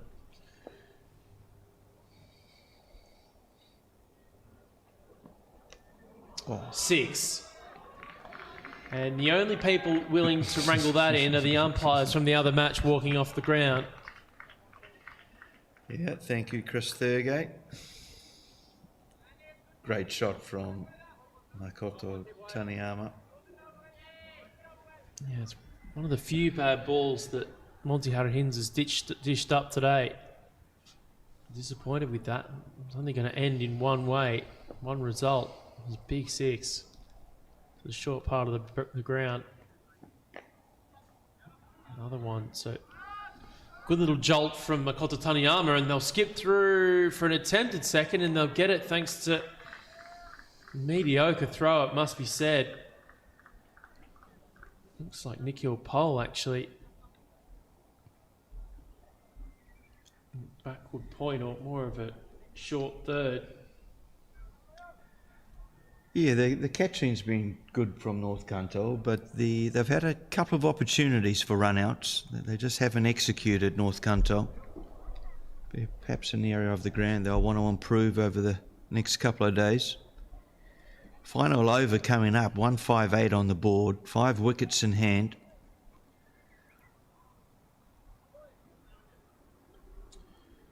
Monty Harahins finishes with 1 for 26 meanwhile.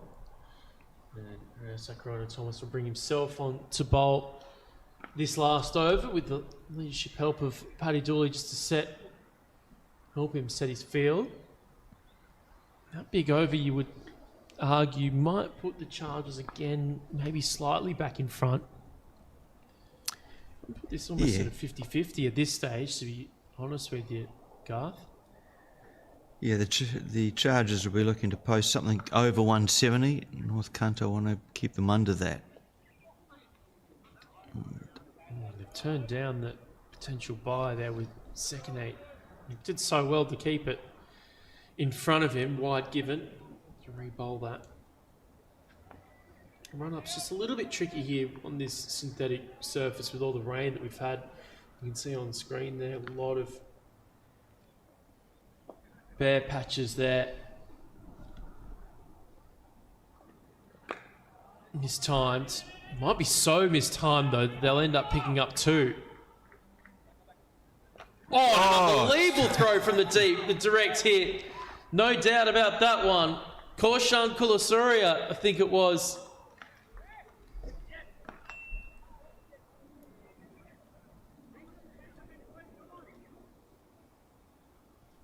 Rifled in from the deep. The sound it made, hitting the stump out of the ground. Can't blame the batters for going and taking on the 2. The execution there to complete the run out. Brilliantly done. Yeah, had it not been a direct hit, I think the batsman would have made it home, but given the brilliance of the throw from the deep, what a run out that has been. We'll just confirm who that was.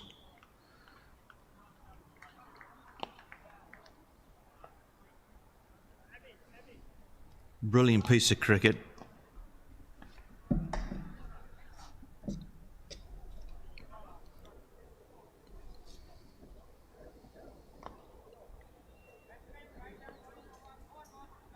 And it was, Daniel, you're correct. Kosan Kulasurya with the brilliant throw.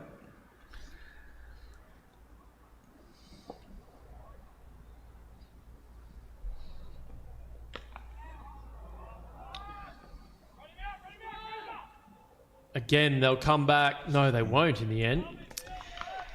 Turn it down. This is good execution from the North Kanto Lions.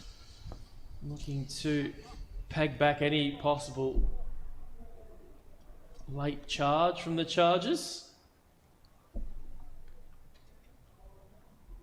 Yeah, Max Yonekawa Lin, the new batsman for Kansai Chargers.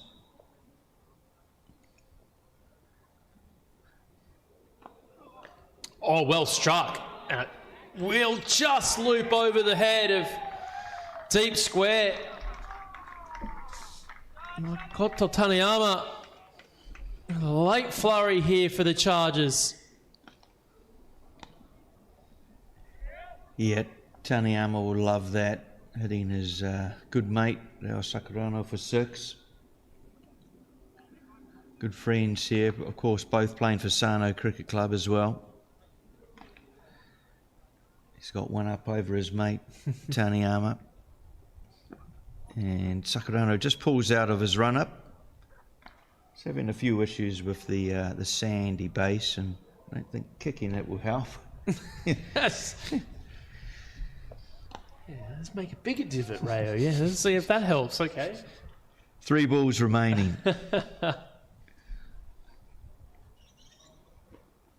High. A man running in from deep mid-wicket. Puts it down. Didn't quite get himself set. Was probably a step or two away from being in the right position there by the time it dropped. He tried the hands up and couldn't quite get in the right position. Tough one. I'm wondering if it's Kulasaria. Same position, but yeah. I'd like just 2 runs coming from it, 2 balls remain. Scoop over the top. It might not run all the way to the fence though. In the end it'll be 2. As inventive as it was.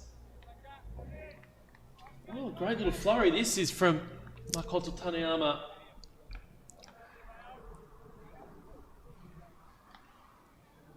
Great little flurry here. We'll see him at the bowling crease a little bit later as well. Churning out some vital runs here. Puts this game well and truly in the balance.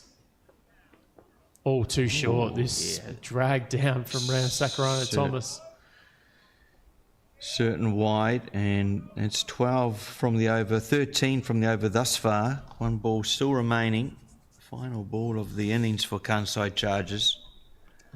Not even the most nailed-on North Kanto super fans are arguing with that one.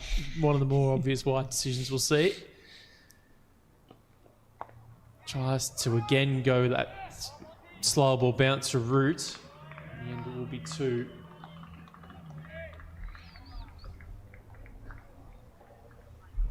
To end the innings, 174 for 6. And without trying to put you on the spot here, Garth, it's a tough one to call from here. We thought at one point 200 might have been on offer.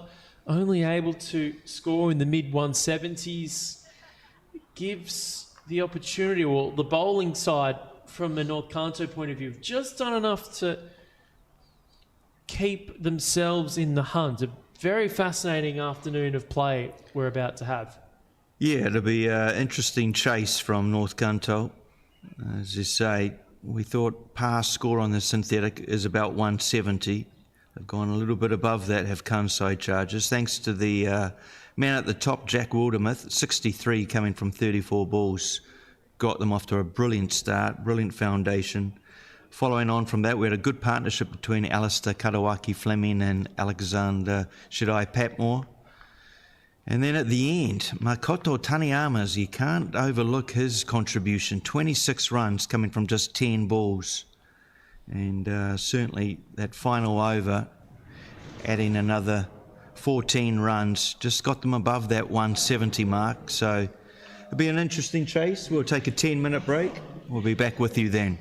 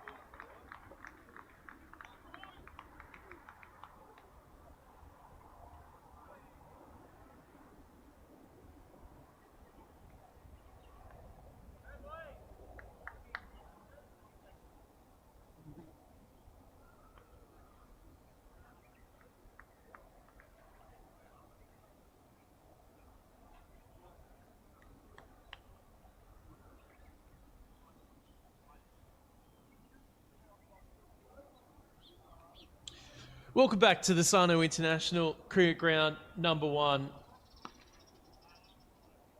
Intriguing chase if you've just tuned in. 175 required from North Kanto's 20 overs. A vital match already with this compacted JPL tournament with all the inclement weather yesterday. Both teams needing points on the board. And Kansai, after their loss earlier today, know full well that a loss now would put them well back in the race. After their Cinderella run last year, Kansai all the way to the final, falling short to East Kanto Sunrisers. They find themselves staring down the barrel of not being able to even make a blow in danger.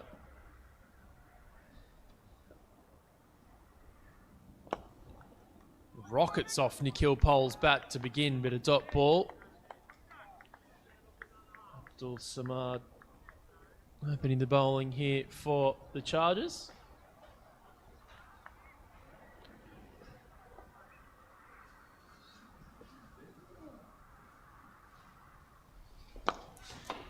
He takes on the short boundary, Nikhil Pole.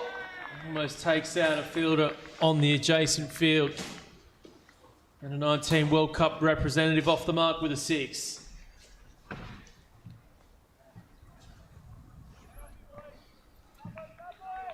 you know who the young fella was that was pinging him in from the boundary? It was him. Love saying that stuff. We made a point with that.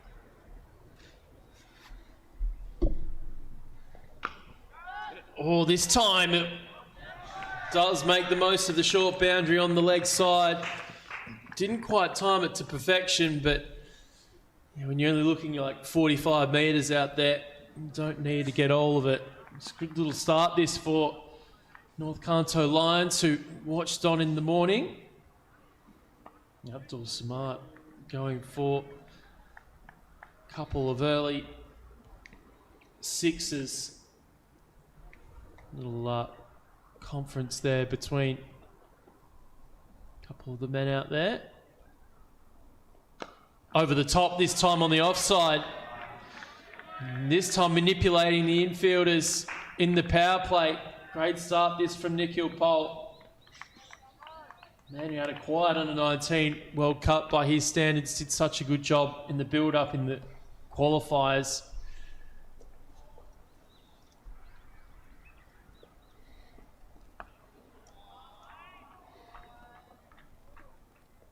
One more time, Nikhil Pole making an impression. Belted.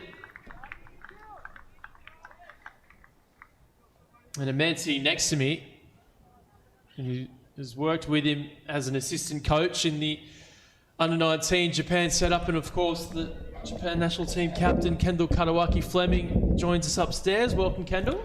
Thanks for having us, Bez. Great to be here with one of the best. Nikhil Pole on a mission early. 6-6-4-6, the last 4 balls. More than happy to take the single and retain the strike for the next over. So quite a large chunk taken out of this chase already after being set the score and pulling it back reasonably well with the ball. At one stage thinking that they might have leaked 200. They only leaked a score in the mid-170s and have already knocked 23 off in the chase. And as a skipper, you would know, it just gives Declan Suzuki McComb, who brings himself on to bowl, just something else to think about early here. Yeah, absolutely. Great to see from Nikhil to start. He's got really fast hands, which is interesting because they come from quite a low base. It's something that I was working with him a little bit on during the World Cup, and obviously he was coming up against some really quality, talented young bowlers. But yeah, he can hit the ball really hard. So great to see him start off well. And then Deck Suzuki to come on from the other end is a key part of our national team, able to bowl in all three phases of the innings. So this will be an interesting matchup.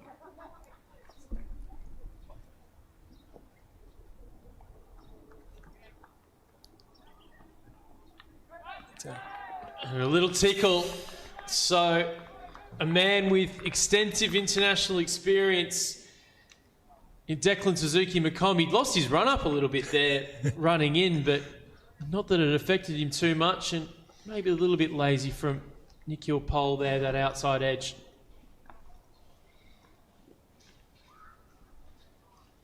Life in the Kansai Chargers still.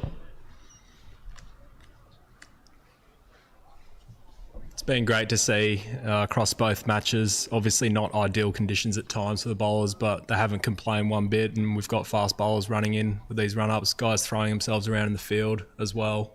Saw Raya Sakurano, he was diving around almost every over, it looked like. And then we've got the pros really buying in as well. So Will Bazisto this morning and Paddy Dooley this afternoon, two of the most vocal out in the field. We can hear them from up here on level 4. So I think that's been really pleasing to see as well. Yeah, not only that, Paddy was yelling in the opposite direction. It must be bouncing around the mountains a little bit. It manages to come all the way back to us. We've got an intriguing game here. I'm interested to get your take. I remember when we spoke at the draft and thinking that we were going to get on turf. The real...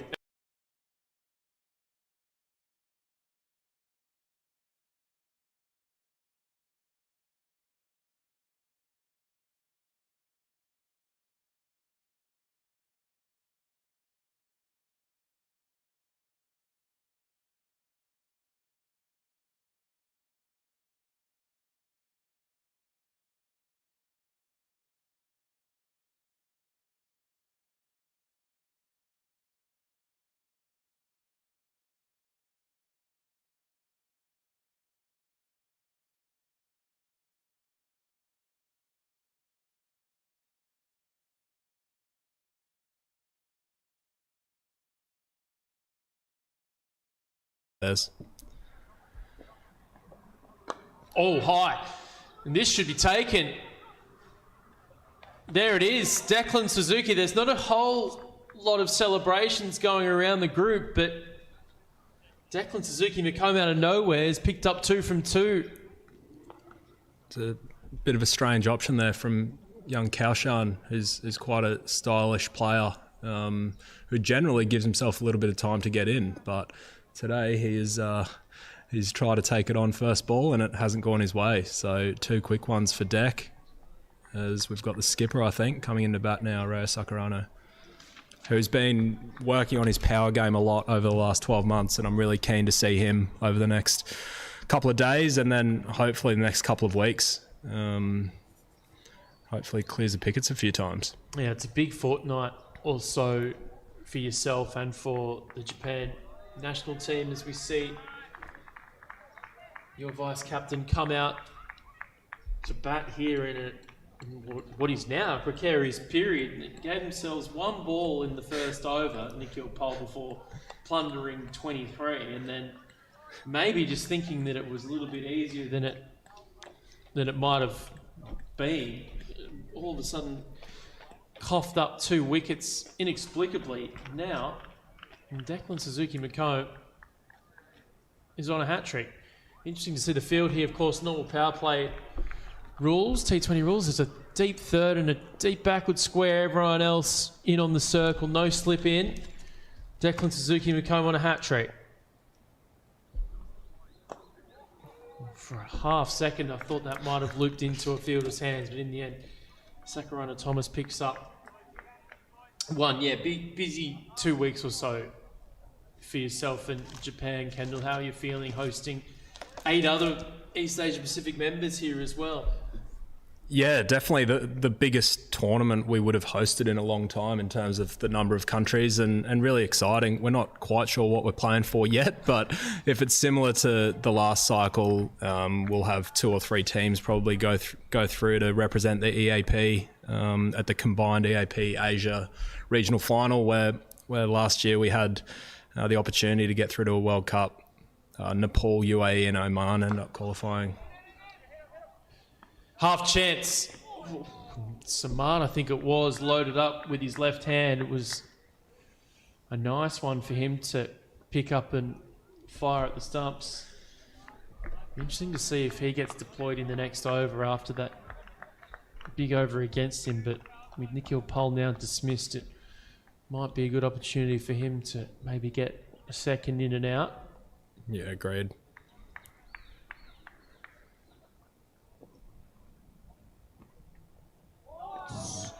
It's a tricky one, this on the synthetic, isn't it? I think for some fast bowlers, the best option sometimes is to just try and hit the block hole every time. But there seems to be scope still if you do hit that good length. Granted, your margin for error is not particularly big, but if you still hit that kind of top of off length, it's still very hard to get away. Yep. Yeah, I think that's fair. And obviously the pace in the wicket, it's consistent, which makes it easy to bat, but the pace is going to be a lot quicker than on a usual surface. So the bowlers can use that to their advantage as well. There it is again. He's hit his straps well here. The skipper of the Chargers, who pulls things back after an over of 23 just a few moments ago. 2 for 2. He begins his day, 25 for 2. But yeah, to go back to your question, I think excitement is the main emotion. I'm not sure how you're feeling about it, Bez, but an opportunity to host a tournament of that magnitude is really exciting. And not only that, but to take cricket to another city in Japan is also a really exciting thing for us. We've had some people working very hard down in Nagoya to get the facility up and hopefully to host a successful Asian Games later this year as well. So big year for Japan cricket and the men's team specifically. So excitement for sure. I suppose one of the unfortunate drawbacks for you is that you guys actually don't know too much about one of your own home surfaces, of course, in Nishin, in Nagoya being a completely new venue, and also here potentially playing on a new surface as well. So it'll be interesting to see how that all plays out. But you're right, it's set to be an incredible tournament. To have every single member here, well, with the exception of Timor-Leste, who are probably one cycle away from being ready to put a team out, everyone else here ready to go in Japan and probably the best facilities in the region as well. Wide of the man at deep backward point for 4. It was flashed it hard by Mir Mohammad Gufran. Enough to beat the man at backward point. Plays very well square of the wicket, both sides. I'd stay away from his pads because that looks like his strongest shot. I think the pick up over square leg is definitely a strength of his.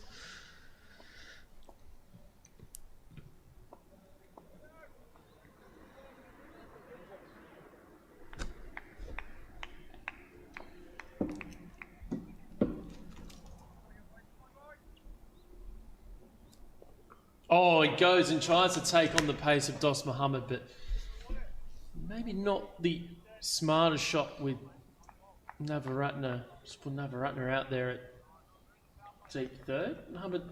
Dos Muhammad has a reputation of being one of the quicker bowlers in the region.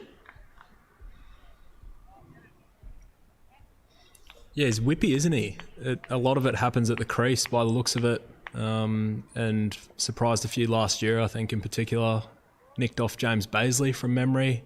And yeah, rushed a few batters.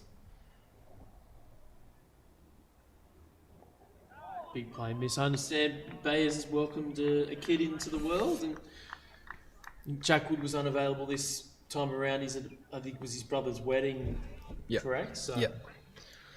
they were 2 fan favourites of last year's tournament.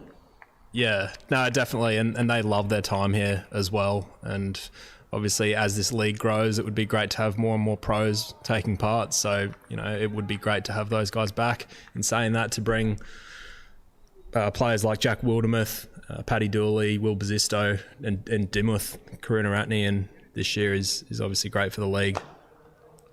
Beautiful timing from our Sakurana Thomas, and with the short boundary, anything inside and past the infield will mean 4 runs to the total.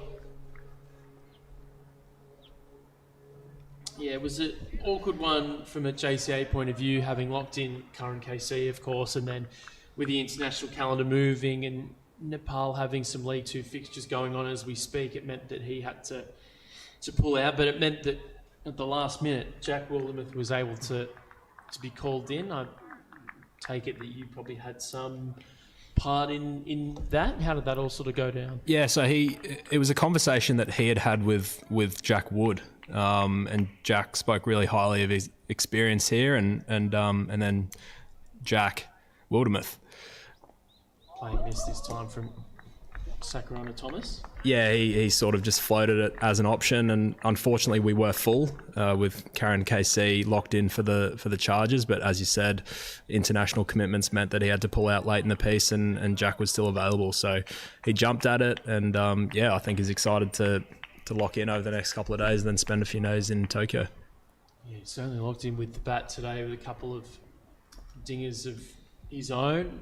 Half chance there on the run out wasn't taken, and he cashed in on that opportunity. Playing miss. Fired in again by Dos Muhammad. 34 for 2. 3 overs gone, so no issues with the run rate from a North Kanto Lions point of view. Just those 2 wickets that they lost early in the piece. Talk about Deck, because Deck is obviously, he's been a player in the senior lineup for a little while, and you can sit down and have a conversation with him, but he doesn't like to give too much away. But as a Kansai Charger, he's led the side, and he's clearly one of the more influential figures in the team. What's it like having him in your group from a national point of view? Yeah, he's great. He's just one of those players that adds a lot more value to the team than just their stats. I put Rayo Sakurano in the same boat. They're probably 2 of our better fielders in the national team. They can bowl, they can bat, and they're good competitors as well. So I think we're lucky at the moment. We've got a bunch of all-rounders stacked through the order, from our 2 off spinners that are playing for East Kanto to... Some shot that will go all the way for 6. I don't think it hit the middle of his bat, but Mir Muhammad Gufran, he's not the tallest man you'll ever meet, but there's certainly some power in those arms of his. It's a great shot from Goofy. Deck's just one of these guys. He cracks in, and just a natural leader, I would say. So I'm not going to be doing it forever, Bez, and he's probably one of the options moving forward, I would say. And really, really improved his death bowling last year. Yeah. So that was a key role for him during the qualifier in Oman. He's got a good slower ball and can nail his Yorkers as well. So it'd be great to see him continuing to push that. Down the leg side this time, and an easy one for Rob Newman to adjudge as a wide. And that was, of course, it wasn't the perfect scenario from an East Asia Pacific point of view, having that qualifier move to a combined one, but I felt like it put you guys as a team in some pretty tough spots, and you can learn a lot of lessons from that competition. Be interested to get your take in a moment, maybe after this ball, what that experience was like. Or big wide, and it might be 5 wides. And the man in the deep does really well to wrangle that in. It might be Keishi Ayukai. I think he's sitting out this match and on as a sub fielder at the moment. Yeah, Bez, that was a great experience for us to be able to come up against some really strong teams. UAE, Nepal, and Oman, the 3 that went through, and deservedly so, all had some really strong cricketers. So it was great to be exposed to that level of cricket. We weren't quite there, but I don't think that's something that we shouldn't be striving for over the next couple of cycles. Good front takes on Jack Wildermuth at short fine leg, just a single.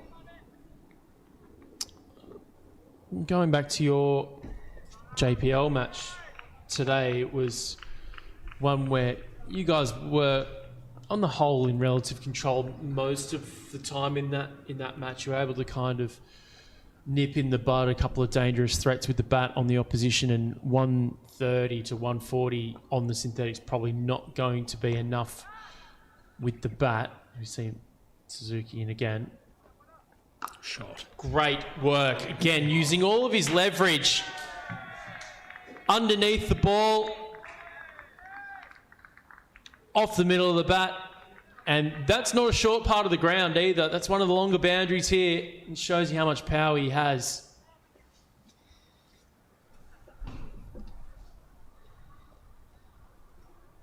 He's got shots around the ground, hasn't he? He does. He's,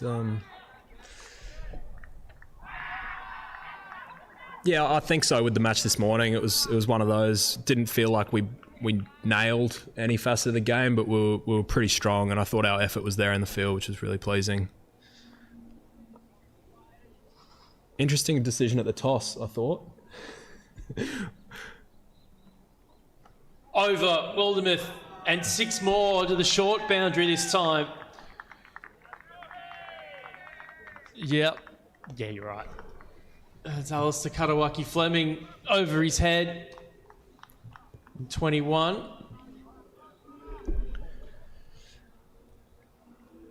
Yeah, I was disappointed when the coin came down the way it did, and then Miyoichi gave me the news that he was going to be batting first, which was a surprise and a pleasant one at that. I just think with the short boundary especially, well, on both grounds there's the short boundary between the grounds. It just means that there are pretty easy boundary options without having to look for it. So knowing exactly what you're going to chase is going to be an advantage. And obviously the conditions aren't going to change between innings on the synthetic. Yeah, and just not quite knowing what a reasonable pass score would be. I know you're on the synthetic and you probably played on it a fair few times, but when you're in, I suppose, a new season of the JPL, new players and new groups, so vital to actually know what is a good score to put up. And yeah, seeing anyone win the toss and bat this morning was a little surprising. Doesn't cash in on the chance down the leg side, and I think it might have... No, we're going to see the arms of Rob Newman outstretched. But then I do put it to you, Kendall, a good score here, no matter what morning, afternoon, batting first, batting second, you're probably looking at that sort of 9 and over region as a yardstick of what you want to try and hit. Yeah, it's hard to say, isn't it, Bez? I think that all 5 teams have batters that can go off on any given day, and especially with the likes of, as Deck bowls another wide outside off this time. He's making Pat work behind the stumps. And Pat's had enough injury troubles over the last couple of years as well. You don't want him stretching any more than he has to. Yeah. We saw it with Brownie this morning, 90 off 30, and I think there are plenty of players capable, maybe not of that magnitude, but of really taking the game away pretty quickly. So for us, we're just trying to minimise the opponents that can do that to us. Over the top. Jack Wildermuth, who will keep that within field of play for 2. Finally, the last ball of the over. Takes it to 61 for 2. 4 overs in. A lightning start here in comparison. Power play of 59 for 1. Already well ahead, albeit with those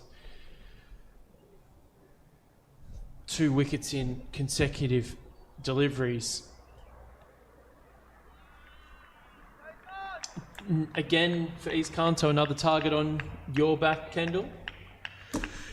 Yeah, I think one of the strengths of our team is probably the depth. I'm going to be honest, we played pretty close to our strongest 11 this morning. I just thought with the format of this tournament and obviously the fact that we've already lost a game with rain, we just wanted to get a win on the board. So, but yeah, Ibi Takahashi, Ben Ito Davis, Will Bazisto, obviously our pro player. We've got some quality in the top order, and then in the middle as well, Tsuyoshi Takada, Shogo Kimura, and then a couple of young fellas, Yuki Ozeki and Ariash Wadage, who were resting this morning, but they'll play a part in both matches tomorrow, and I'm really keen to see how they go. Dos Muhammad in again.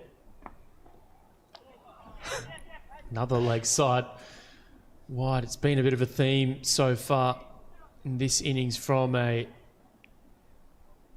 Kansai Chargers point of view. Mia, we spoke about Mia a little bit in his decision to bat first, but going back to, say, his keeping, and he actually shone through with a couple of great moments with the bat in that combined qualifier last year, with just adding a little bit more depth with, Alex Sherrod-Patmore not getting any younger from a keeping point of view as well. He's been a big part of the lineup for a while.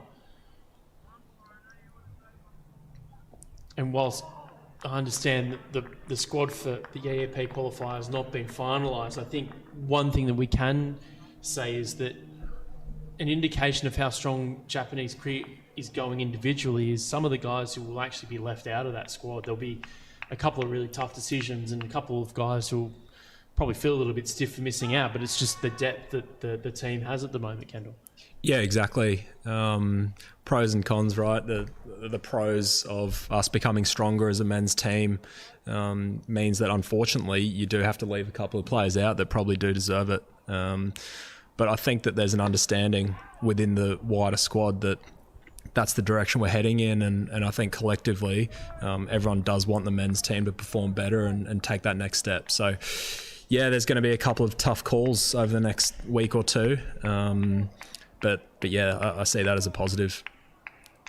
And I think for someone like Mia, I spoke about the value of Rao and Deck before in terms of what they provide outside of their numbers. Mia's much the same. He's a bit of a spiritual leader for us. He does the psyching up, which is a bit of a custom before every fielding innings. Mia gets the boys together and psychs us all up.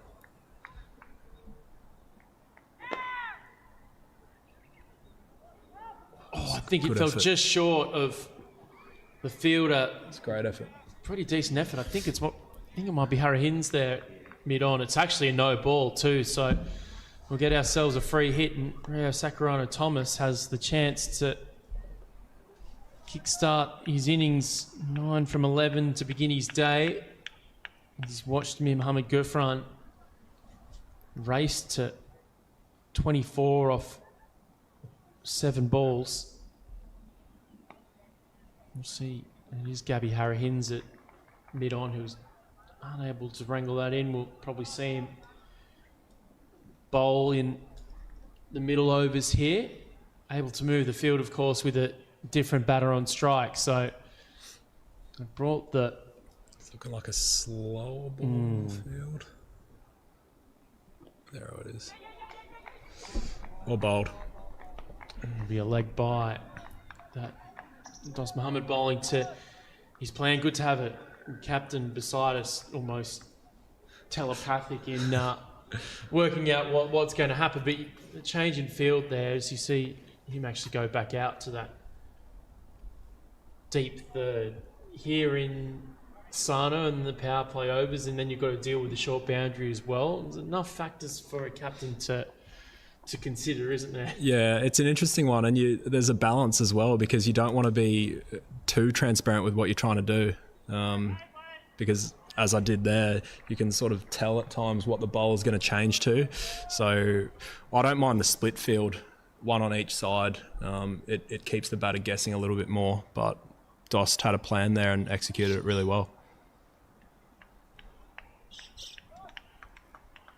I know when you do get a chance, you can go out and represent the Chiba Sharks, who are quite a strong club at the moment, a big representation across the national team and through the coaches in the staff as well. Here at this JPL, playing miss from Mir Mohamed Gufran. What I suppose for you're kind of on the outside looking in on the whole, being obviously a Brisbane boy, but the club scene in Japan and seeing the talent across the divisions, especially the top division, how do you kind of see that sort of structure from the outside? Yeah, and again, I think it speaks to the depth of Japan cricket and the fact that we've got so many domestic players here on show. Club cricket's getting stronger every year. Unfortunately, the facilities probably aren't quite matching the growth in the players' talent and level, but with the installation of the hybrid wicket, which we can see just 2 to the left on the coverage, I think that that's going to be great for Japan domestic players to be able to play on a wicket that's a little bit more like the turf that we see in international cricket. 69 for 2, 5 overs gone. Dyson Muhammad, none for 16. Yeah, interested to get your take, because, I mean, once we do get to a point here where everything is put up and let's just say there a little bit less rain and the ground gets the chance to kind of solve itself and fix itself up, that hybrid wicket almost looks a little bit more what we'd probably consider Asian in terms of its condition, a little bit drier, a little bit harder, a little bit more spin friendly, whereas you can kind of juice up this green full turf wicket as well. Do you know what the kind of process has been around the installation and the process of all of that?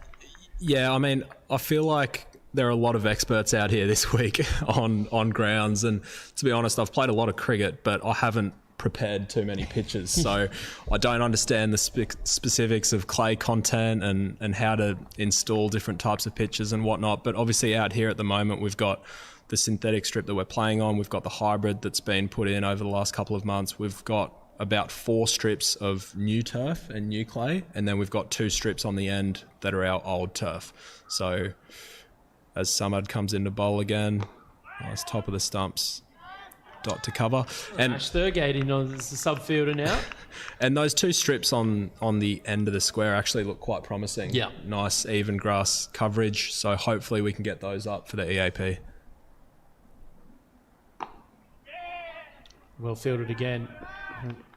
Ash Thurgate, who he split time as a human being is either the gym or the pub. There's no in between. You see him, he looks absolutely ripped, but he also still loves the cold beverage at the end of the day's play. It's good to see. He's always the life of Japanese cricket, the former under-19 World Cup man. Over the top. Great That's shot. Clever from Mir Mohamed Ghaffran. He just makes the most of Abdul Samad straying down the leg side a tad. He's actually manipulated that really well, almost from the top of off stump.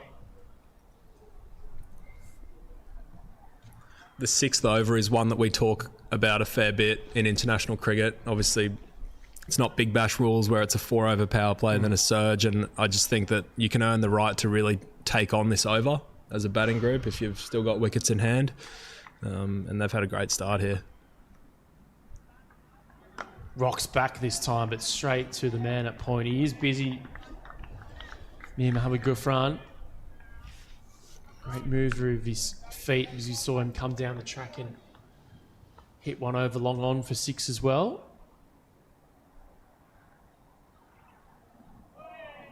And yeah, you can tell that the Chargers have pinpointed this 6 over as a tricky one, putting on probably their strike bowler in this period to maybe make up what has been an electric start from a North Kanto point of view. Through the gap this time and bounces off the end of the square, which means that it could be Usain Bolt. You're not tracking that one down. 4 more to the score.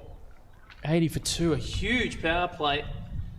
59 for 1 was the Chargers one in comparison, and that was even with the likes of Wildermuth going ballistic. So North Kanto Lions have moved well into the ascendancy. We'll keep the Japanese national skipper in for one more over before we give him some rest. What does the afternoon look like for you? It's a great view up here, isn't it? Just watching cricket on both grounds. Both games were set up quite nicely at the halfway mark. I think 170-ish on both grounds, and both chases look like they've started quite well. So, just watching the end of these games. Got a bit of work done earlier, which is nice. Give my lovely wife a call on FaceTime. I think she might be tuning in, and then yeah, hopefully we'll have dinner with some of the boys and continue socialising.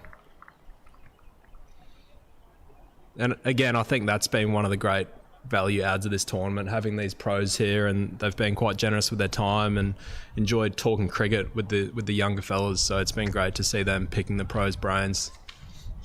Because it's actually probably been, I've sort of spoken to people who have worked in franchise leagues, and people think that it happens, but you know, sometimes the guys are only there to just make sure that they can continue their own careers. But it feels like here you can hang on every word of the pros coming in. It's Taniyama, bump ball.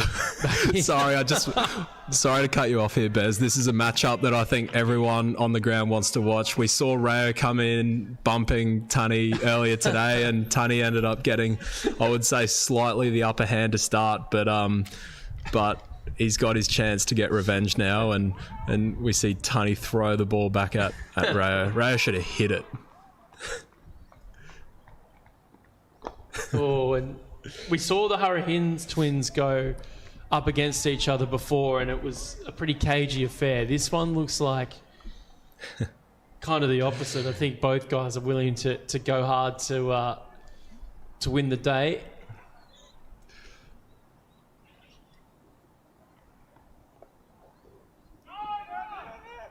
Probably a good call in retrospect from Sakurana Thomas. But yeah, going back to the previous point, the guys are so generous with their time, and you do get a lot from them and you only really need one in each team, because you just impart that extra word in a team huddle or a team meeting. Well struck, but straight to backward point. And they've all played a lot of cricket, as we know, and have all lived a life of cricket as well. Someone like Will Basisto's gone around in several different places, Jack as well, in the PSL and representing Australia too.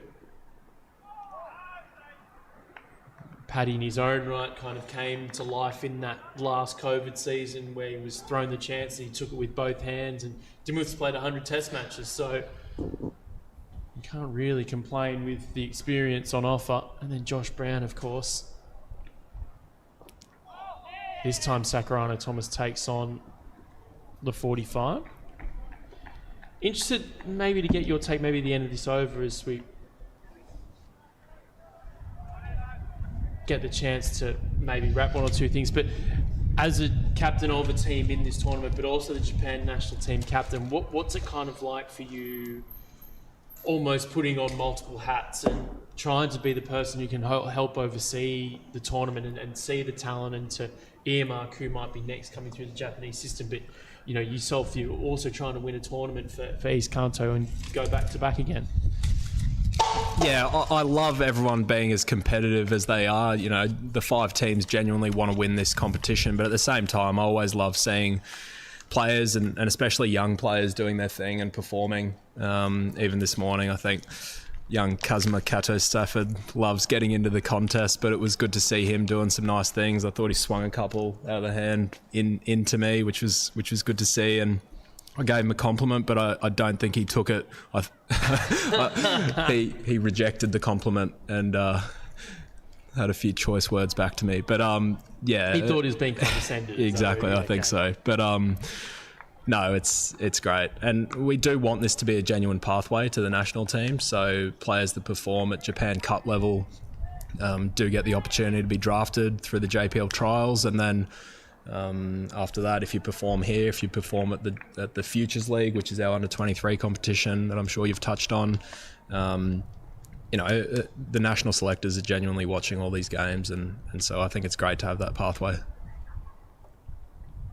Shot. 6. Into the stands, crashes in. There's a gentleman there who probably only had to move 2 metres in that stand to get out of the way of that ball, but he was in no mood to get in its way.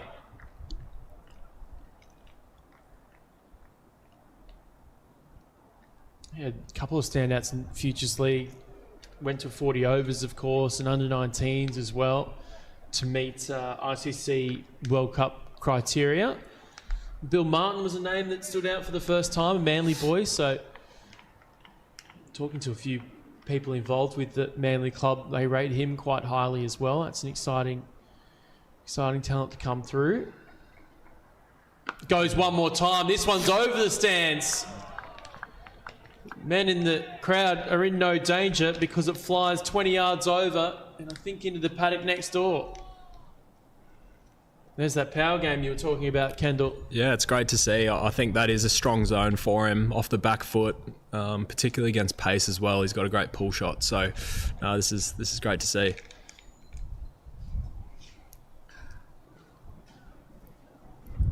What do you make of those ICC sort of conditions and the fact that they do play 50 over cricket at under 19 level?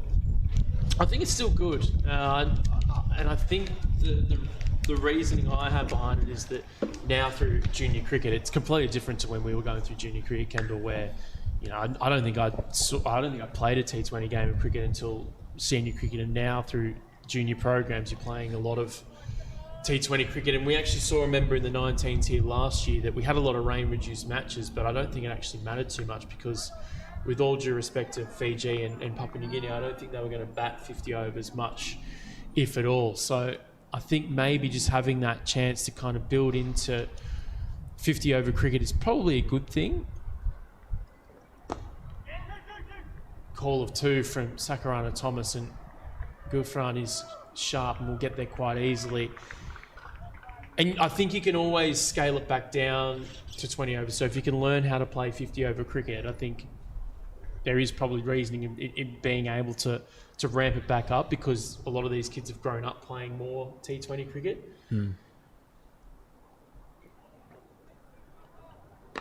Kind of what the argument was, you know, for Australian fans when we were talking about when David Warner was coming through the system, and I don't think he played a first-class match before he played Test cricket. You can always kind of pull it back a little bit and rein it in, as long as you kind of have that attacking threat. So maybe it's a good chance for the 19s to kind of learn to bat a little bit longer, potentially.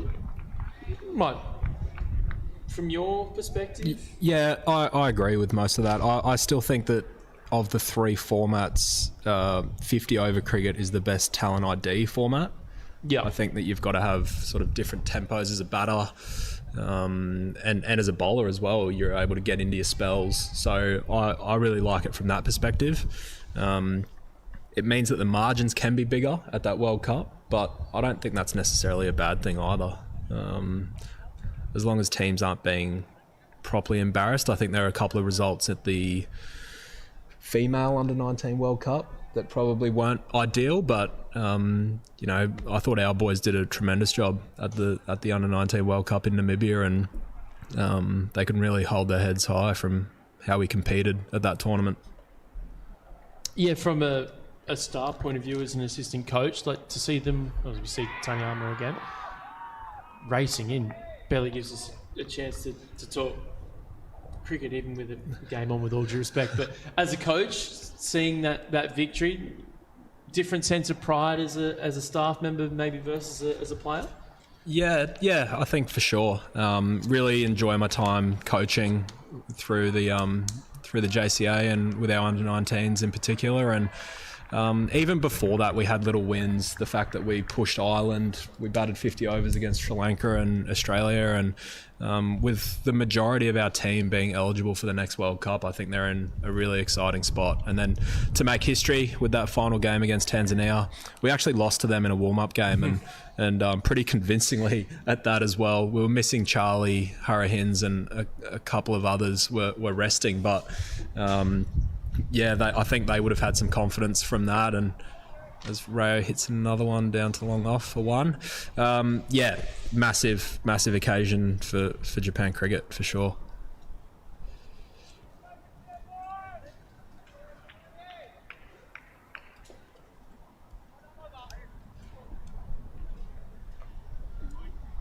This will take some stopping out in the deep from Ash Thurgate, but does well. In the end, Ash was a member of that 2020 under-19 World Cup group, so we've had two cohorts go, and as you say, majority of that squad from this year eligible for 2 years' time, and the experience of 2026 will be invaluable. You'd like to think that you could probably go on from strength to strength. should be enough. Not out of the middle. But in the end, maybe the wind sort of brought that back into realms of possibility for a catch. It's just 4 to the total. It's in the air for a long time. There's matchups across this tournament. There's a bunch of brothers. So there's Shima Fujioka Fletcher playing for East. Dylan, his older brother, playing for South Kanto. It'll be good to see that matchup. We've got the 3 Hins boys that I'm sure you've spoken about. Akifa Yamamoto Lake playing for South Kanto. Hopefully did bowl to his brother on ground 2. And then I hate to talk about myself, Bez, but I actually took Alice's scalp a couple of years ago on ground 1. I don't think my parents were too happy with that, but yeah. I thought you were going to some sort of undercover alphaing by just not mentioning his brother at all in the conversation. But here we are. I met him for the first time last year, and I remember I was like, "Oh, what's your brother like?" And you just described him as the future Prime Minister of Australia. Or Japan. We'll see. Or Japan. Yes. No, he's trained pretty hard over the last couple of months actually in preparation for this, and keen to put his best foot forward. And you never know, if he goes well here, he could come into the mix for our Asian Games later this year. But he's had a couple of decent JPLs and really enjoys coming out here and playing. So fingers crossed he scores some runs. He was living in China as well for a bit there? Yeah, he was studying in China so he earned a Schwartzman scholarship as ball goes straight through row. Mickey Kabuki Wall into the attack and into the wickets. Youngster making an impression against the under-19 head coach. And that's the other element as well. We've got coaches that are playing.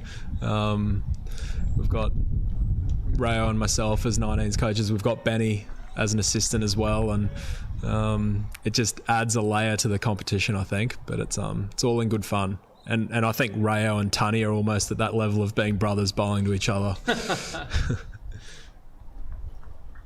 Yeah. To our left, we've got Garth Thomas, almost played nervous dad. He's watched his son just get rick-rolled. As the North Kanto Lions are travelling along nicely, even with that wicket falling.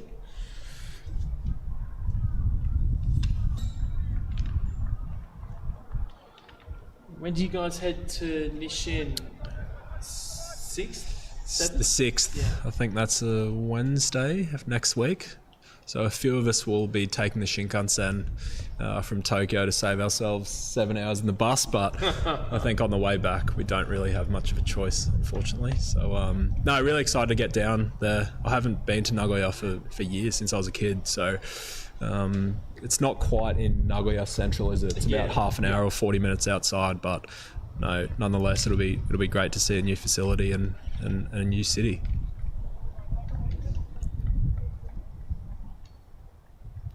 So we've got Paddy Dooley coming in. So I actually went to school with Paddy. I've known him for a long time. Brisbane Grammar School boy, and yeah, real scrapper. He's had his best ever year in first grade this year in Melbourne. I think he averaged in the high 70s. So the split grip. Yeah, conventional's probably not the word to describe him in any way. With the ball, or you could tell he's just a man for the battle. You almost feel like when you sat at the table eating dinner with him, he's about to jump on the other side of the table, and that's just, having a conversation.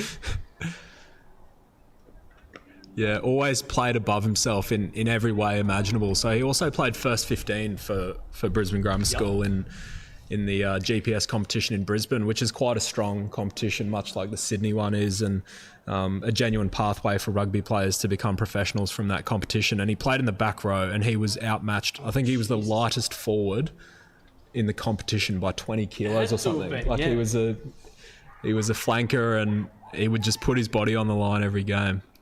Clever and crafty again by Mim.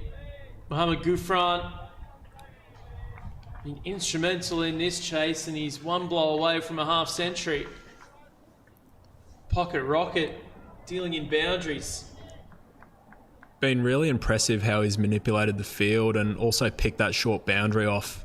He's got inside the line of it, batting at that end, hasn't he? And he's been able to sort of expose that gap and the short boundary. So keep it going, Goofy. Again, as you say, this time in between the two men backward of square on the offside.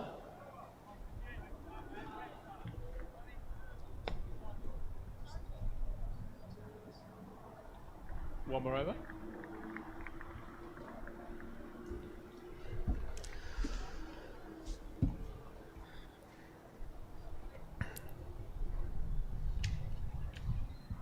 Halfway mark, 113 for 3.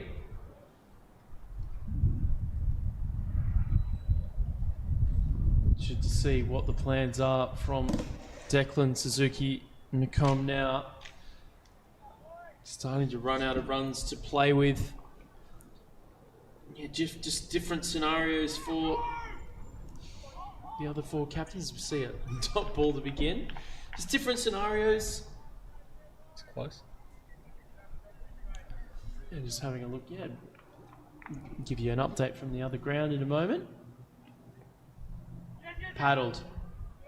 It's a good shout from Paddy to looking for 1. You got an update from ground 2? Yeah, just a quick update. So 4 for 111 West Kanto Hurricanes chasing 174 to win. So that's in a pretty good spot, that match. Wataru Miyauchi still in, 10 not out, so time to play a captain's knock there and bring his Hurricanes home. So 62 off 7 overs is what they need on ground 2. Might be a question after this delivery, Kendalls. We just see a moving in the field, but this tournament gives the opportunity for 4 other guys to take leadership reins. Dug out by Paddy. Just a good chance for some guys to put themselves in pressure situations as captains as well. Yeah, definitely, and it's something that we'd spoken about. Obviously, having the pro players to bounce off as well is valuable for all of us, including myself with Boz there. But these guys have been part of sort of a leadership group for Japan for a few years now. Pat's probably the other one sitting outside of the captaincy in this competition, but he's a valued leader in the national team. Playing for some spin there, I think. Yeah. Young Paddy. He got a little bit of purchase himself in the first innings as well. Did well to come back after going from 19 in that first over. Jack took a bit of a liking to him.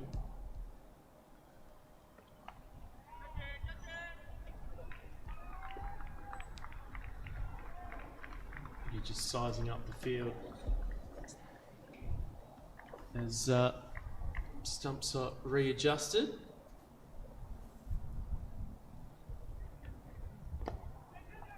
Oh, chance! Paddy took off as soon as he hit that ball to give himself the best chance. The only problem was he hit it straight to the fielder.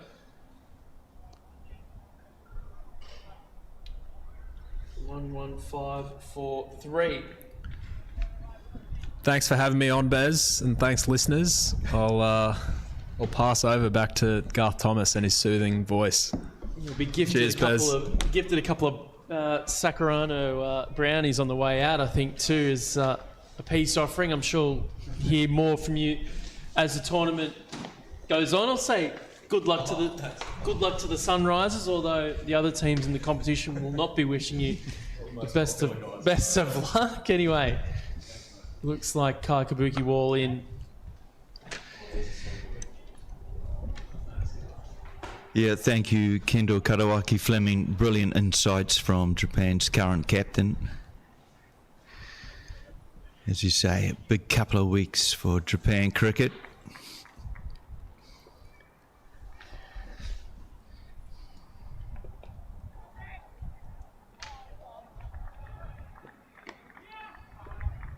And for Mickey, I think a year ago he was on holiday with his family watching his brother play in this tournament, and I remember looking at him thinking he was maybe 14 or 15. Didn't think that in a year's time he'd already be playing JPL cricket. Such is how fast things can go. Yeah, we've got a couple of, both games are in a balance, really. I think we're in for a couple of close finishes. A couple of wickets would perhaps see Kansai Chargers feeling a bit more comfortable, but yeah.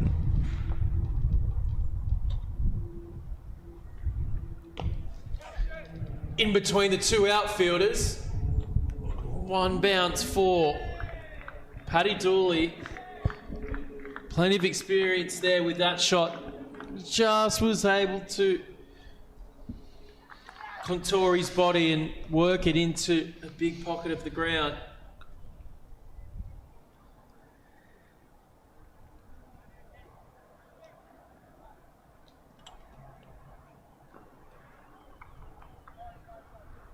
Yeah, first boundary for Paddy Dooley. And just 54 runs needed now, 8.2 overs remaining.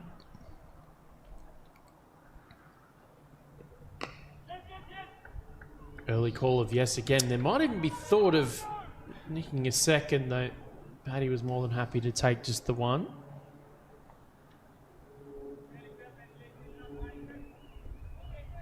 Yeah, brilliant listening off speaker to Kendall and his insights and thoughts around the game and different players, intricate details of each player. Upish but wide of the bowler following through. Yokai, the sub-fielder at long off. Big emphasis in this tournament of everyone in the squad getting a game here or there. 1, 2, 3 for 3 the score. And it means if you are an under-23 player in this competition, the experience that you can get straight away, invaluable. Mickey Kabuki-Wall, I should say, Kai's younger brother, able to be thrown an opportunity today.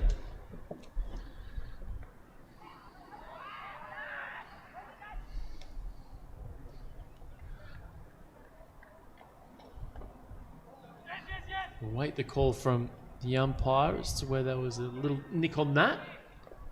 Bye's given. So Taniyama's figures unaffected, but 1-2 the score. He's bowled well for his 3 overs, Tony. He'll be loving this challenge up against Paddy Dooley.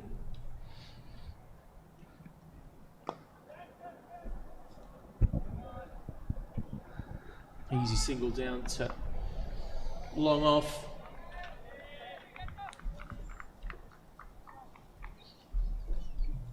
Lions definitely in the driver's seat. Just in this last 20 minutes or so, it's got a little bit darker here, a little bit chillier as well. Big outside edge. It should be just the one.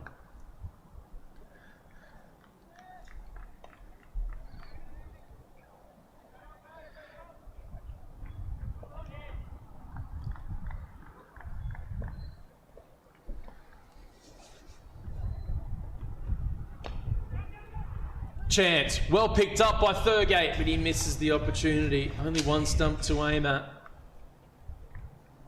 Again, Dooley said about his single as soon as he struck it.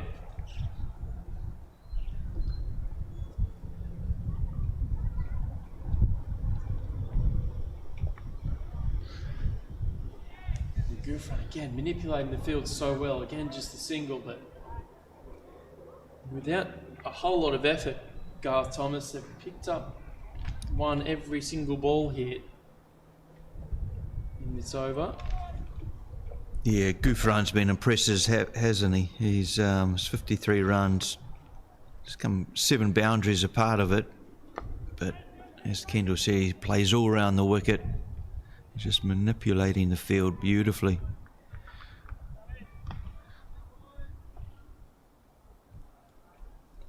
Sure, the boys in the tent will be hoping he remains out there just to get over the line. It only takes a wicket or two to change the momentum, and that's what Kansai Chargers will be aiming for. Seems to have gone a bit quiet in the field, the Chargers. Yeah.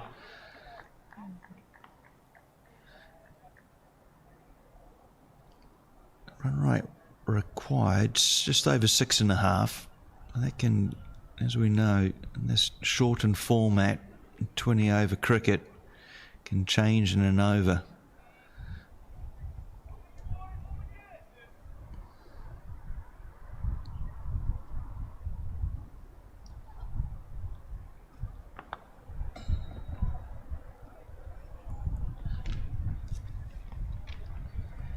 Geez, I didn't realise it was a 7-hour bus ride from here to Nagoya. No. I can understand going via Shinkansen via Tokyo.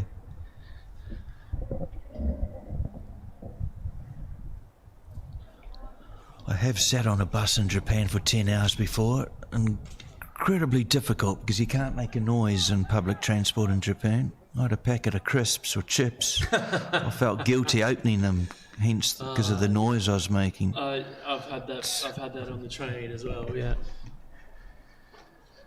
Could be worse. You could have cracked out a durian or something like that and stunk the place out. Here's Dos Muhammad.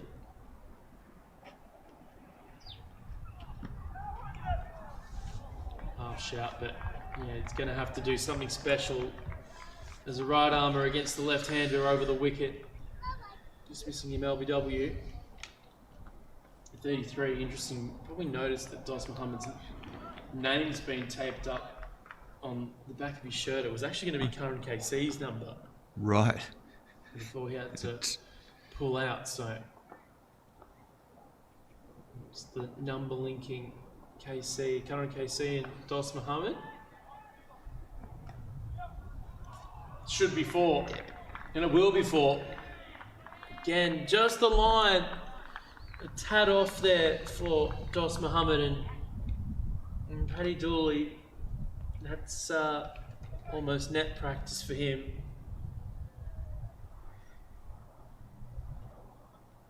Yeah, plenty of pace from Dos Muhammad, but equally flew quickly to the boundary. Dooley just easing onto the back foot and helping it on its way.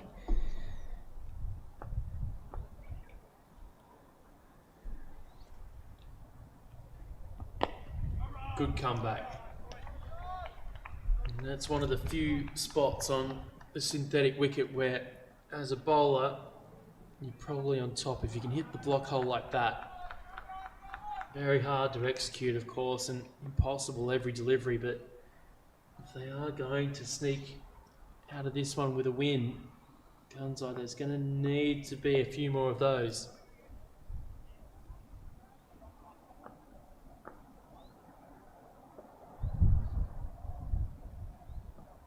Shorter length this time, but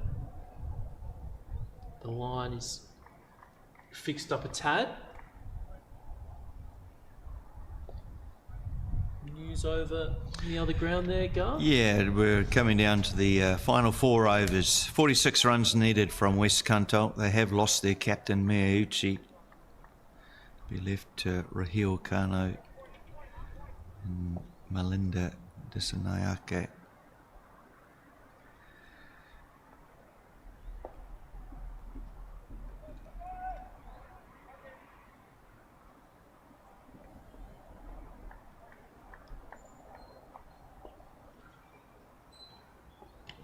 Well bowled. Good front, probably not playing the right shot to that ball. Not that Dos Muhammad would care a whole lot. Too close to cut, and another stump broken here, I think, at the SRCG. Looks like we've got some more repairs to be done. Give us a little opportunity, I suppose, to really sit down and work out how Kansai can pull this one out of the fire. Yeah, Mumtaz just signalling the umpire there to groundsman Todd Luckhurst, who's on his way over. See someone, it looks like Shu Noguchi's retrieved one already from the shed. 2 broken stumps on ground number 1 today. You'd understand from this one, with Dos Muhammad being a little bit quicker, but when a spinner's the one breaking the stumps, then you know maybe might be a little bit compromised. But yeah, good to see Shunaguchi, who I understand will be working on the ground and hopefully a close to near full-time capacity. He was a member of that under-19 World Cup squad back in 2020. It's actually a bit of a standout with the bat. Quite resolute, especially in a few of those games against some really tough opposition. He was able to stand firm and looked quite a technically solid player. I'm not too sure how much cricket he'd be playing. Yeah, look, club cricketer around Sano. Yeah, well, he was an integral part of the Sano team in 2022-23, but hasn't played. It's not playing this season, not for Sano at least.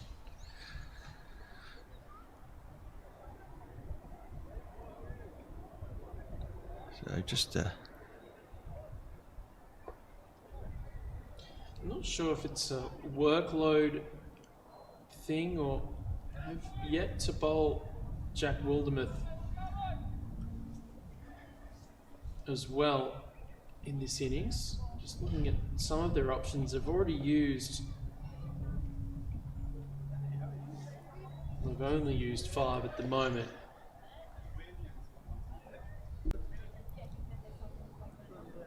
Yet to use Gabby Harahims as well. Mitch Swepson style leg spinner. One of Dos Muhammad's just tailing back a fraction as well. Maybe a little bit of reverse swing. Ball's been hit around so much today.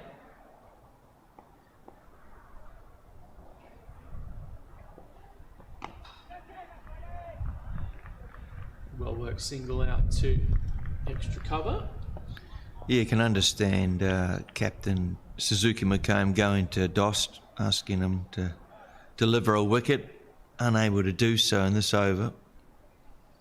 Sorry, that's not right. He did. What am I talking about? Happy Parade to 1, the new batter off the mark first ball. 135 for 4, 14 overs gone. Yeah, not only did Dost take the wicket, he took the important wicket of Gufran. Gufran in some talented form. Guy, he played some wonderful shots. I can't get that square cut for 6 out of my mind.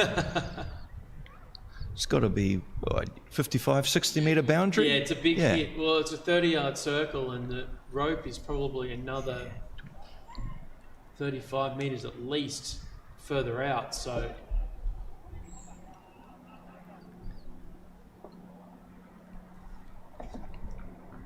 So Happy Parade keeping the strike after the single to end the last over. Testament of a good player, just able to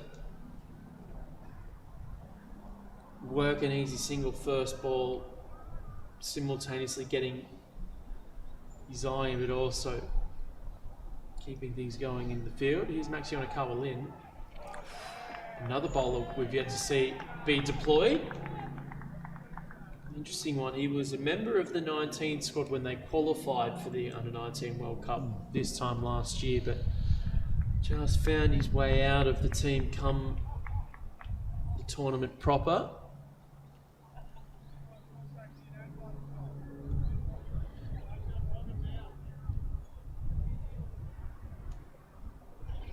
Just losing his rhythm in.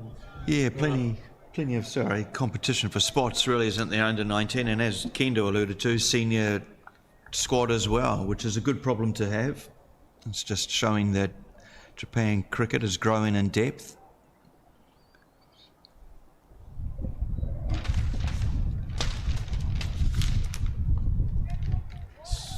Should just be one. Wrong-footed a little bit there. I think it's Mickey Kabuki Wall.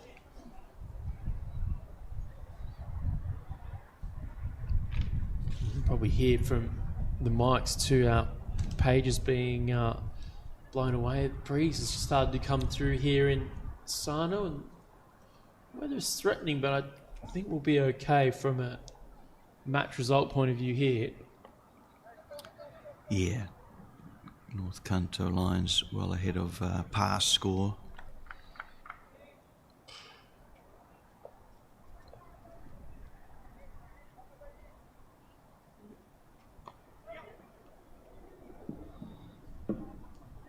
Good early call from the non-striker coming through, Abby Dewan.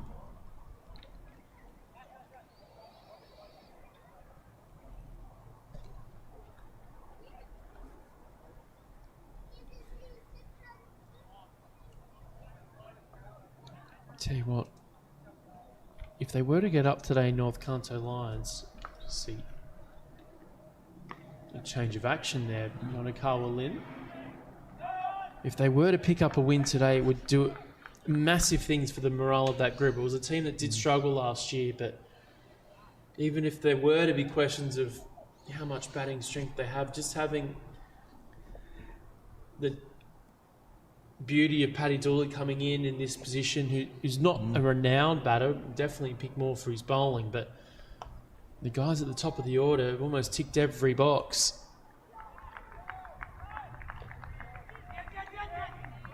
Great shout from Abu Prey to get down the other end. And you have to remember too, they had that 2-ball brain fade, I suppose the best way to call it, where they lost the 2 wickets against Declan Suzuki-McComb after they plundered, 23 off the first over of Abdul Samad.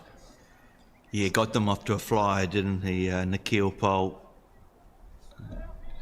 Certainly, I think you were saying at the end of the 6 overs, they were well above 80 for 2 after the power play.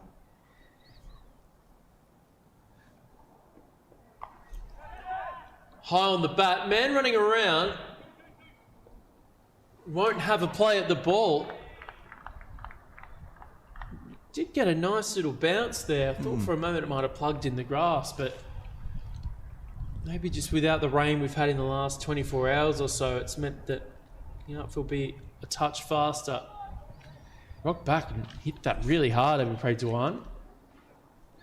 You're right, though. I think it'll do a lot for this group, the North Kanto Lions. They did sort of struggle somewhat last year, especially with the bat. I think it was James Baisley who got most of their runs in the games. They ended up finishing 4th out of the 5 teams.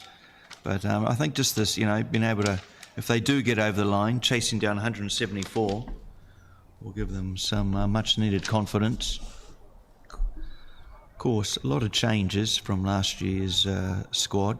8, in fact.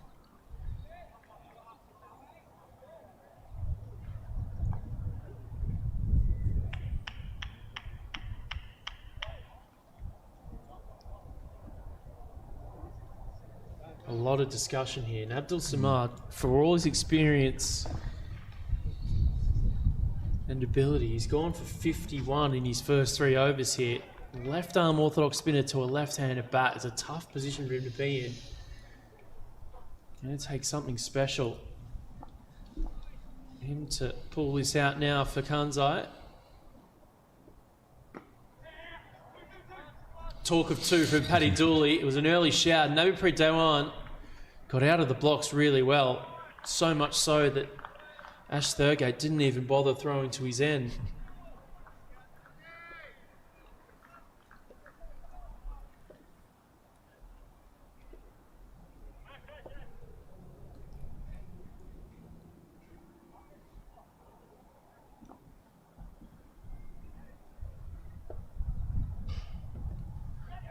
Taken. Well, fortuitous for Abdul Samad, who has not been at his best today. He's picked up what could be a game-turning wicket of some magnitude, this. Almost out of nowhere, Garth Thomas. Yep, is there a twist in this match yet to come? Still another 30 runs needed, just under the 5 overs, but now into batsman number 7 will enter the frame.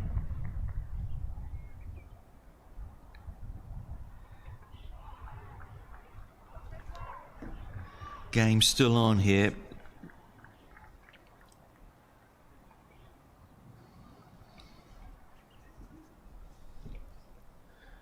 Just to give you a quick update from ground number 2.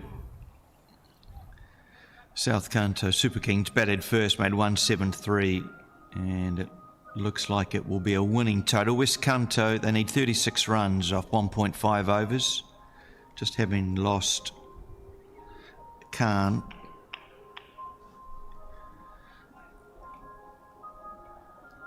The chime you're hearing means it's 5 o'clock local time. Of course, this being an ex-high school, as the The sound both at 12 midday and 5 p.m. Signal for people to return home. Students perhaps to go off to cram school. Such is the way here in Japan.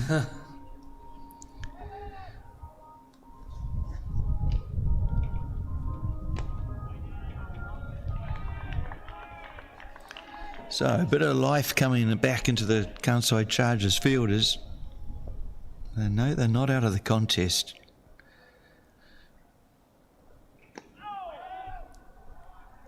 Youngster Monty Hara-Hins pairing up with Abby Dewan.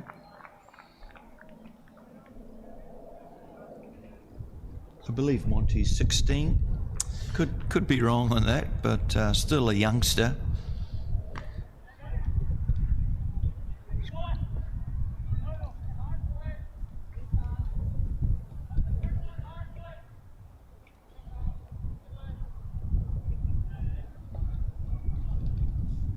Yeah, out of the three Hara-Hins boys, he was the one not in the qualifying squad, but then ended up sliding into that team.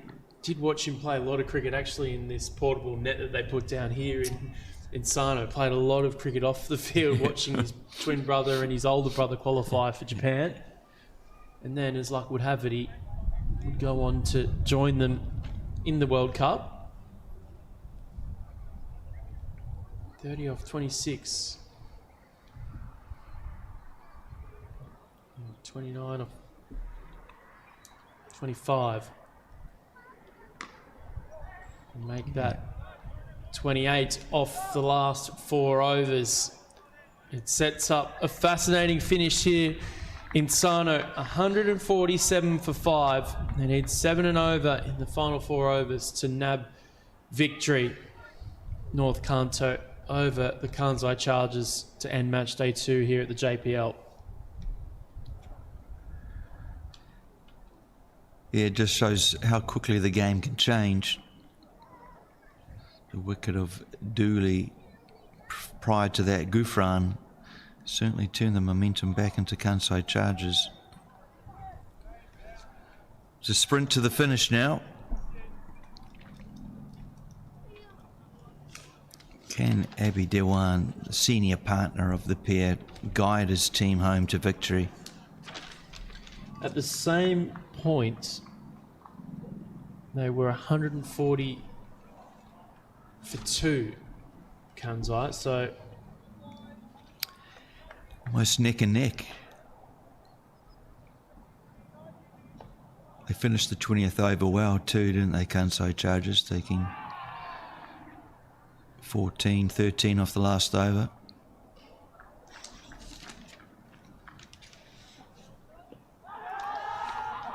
It was an awkward one for the umpire. Abby Prayett, not quite sure he played the right shot there. The slower ball action from Yonakawa Lin. And we can go back to that first innings, and we talked about how quiet North Kanto kept Kansai over 17 and 18 in particular were really quiet. So looking back now, that might be gold dust here for the Lions trying to chase down just over 7 runs and over now.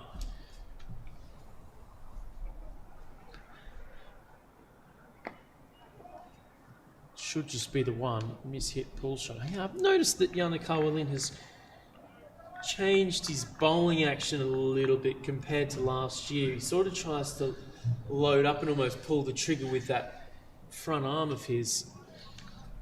Slight difference to what it looked like last year. Yeah, going back, Monty Hara-Hins went dot, 1 leg by, dot, dot, 1. And then Paddy Dooley went dot, wicket 1, dot, dot, dot. And 2 overs there, overs 18 and 19. Just keep things a little bit quiet.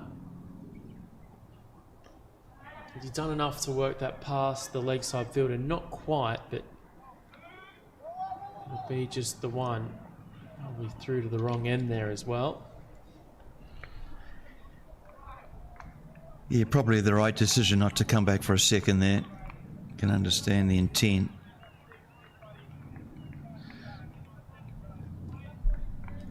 What they don't want to do, the North Knights, is lose another batsman. Someone coming out now facing this pressure.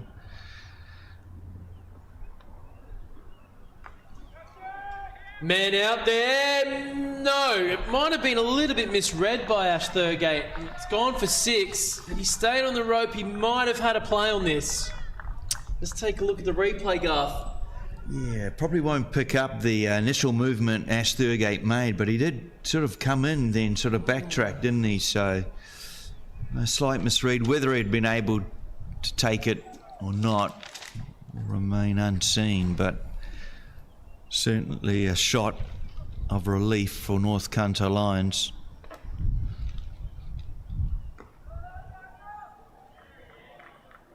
Back, Yonakawa hitting that length. 8 off this over already means that we're down to not quite a run of ball, but probably putting North Kanto ahead now after that blow. Meanwhile, Max Yonakawa Lin, all the pressure on the left armour. He's given him wide.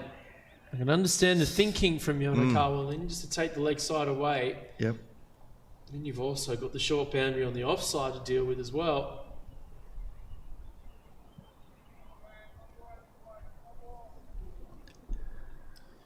Yonakawa Lin was one of the Futures League captains this year as well.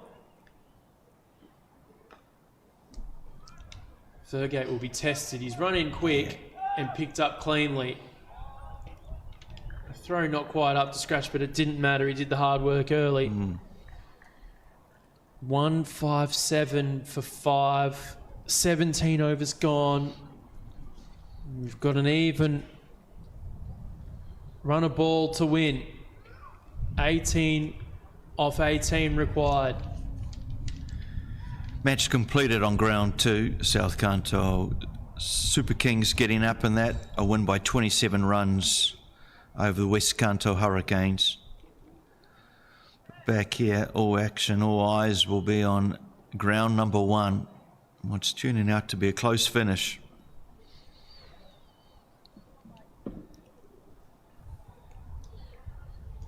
Looks like Dost Muhammad would take the ball for his final over.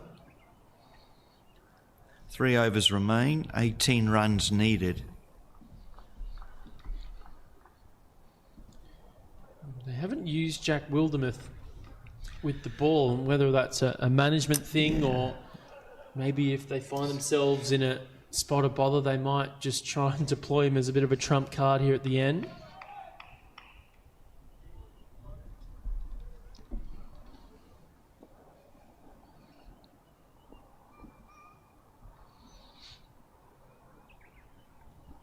Great delivery. Right in the block hole from Dost Muhammad.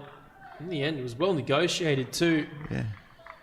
Happy Prade Dewan, who played a pivotal little innings here. He's now 17 off 12. Yeah, he would have faced Dost Muhammad a fair number of times too in domestic competition.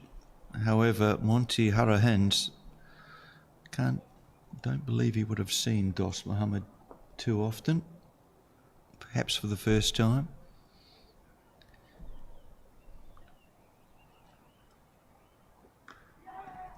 Well worked into the offside. One just rocking back and using the pace. You can tell he's got a lot of talent.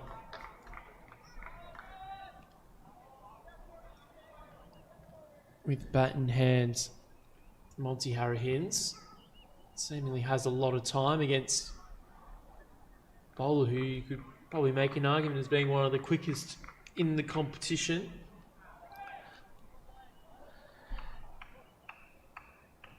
Players from ground 2 awaiting their award ceremony, but also casting an eye on this close finish here.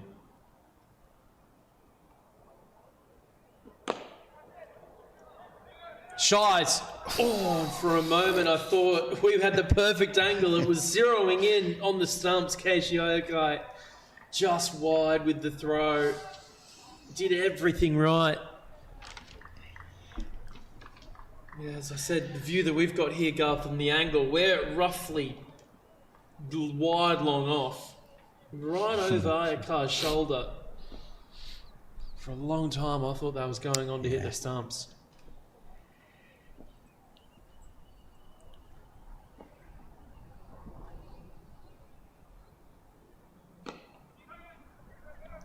Well run single again. Just did enough to beat Samad in that little leg side pocket.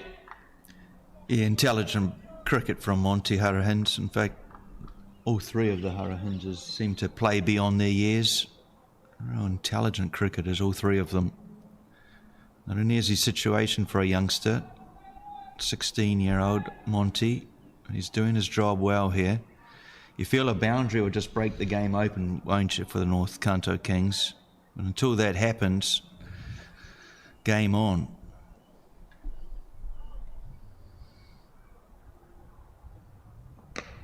Oh, there's the one spot he didn't want to bowl, but he'll get away with it. The man in the deep does a fine job. Oh, and there's a mix-up. There's sure to be a run-out of the last thing they would have wanted. One was caught ball watching, one wasn't. We need to see the replay. We need to establish who's actually run out as well with the two at the other end. I think Harry Inns is walking. Yeah, I think he sacrificed himself in the end. And yeah, dear, oh dear. I can't say it was the wrong decision from Hurricanes to complete the second run. He looked home comfortably, perhaps more so the danger end, but, well, a miscommunication between the two batsmen results in a wicket. The sixth wicket taken by Kansai Chargers, who are still alive in this game. Worth reiterating too that they will get the one before the run out. In the end, it was a decent presence of mind from Dos Muhammad. He actually whipped the bails off at his end, knowing that they'd made their ground, but the ball, of course, was still live, so he was able to toss it into Shirai Patmore. And also, too, worth noting, it was Makoto Taniyama that did well to keep the ball in play, keep it to one, and then keep the pressure on.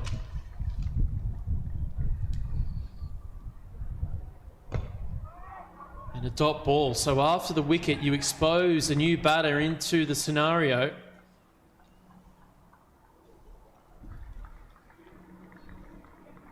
I think it's Alex Watanabe Dawson as well. And it means it's a dot ball. So they actually fall behind the runner ball marker that they probably would have liked to have kept themselves to. Yep, 13 needed now off 12.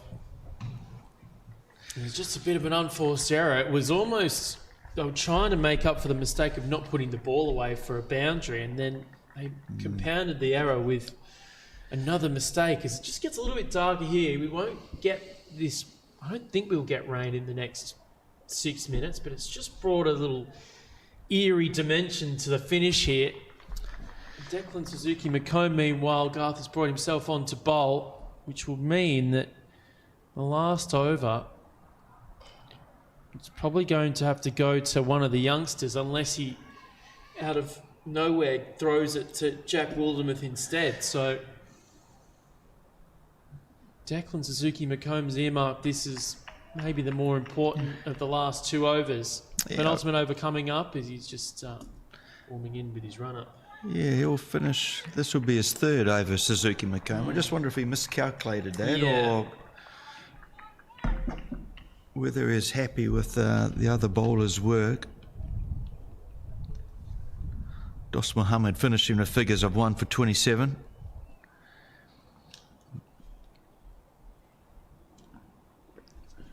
There's a man out there. It's Ash Thurgate, who's covered great ground. They'll run two. And they make up that one that they missed out on in the last ball of the last over.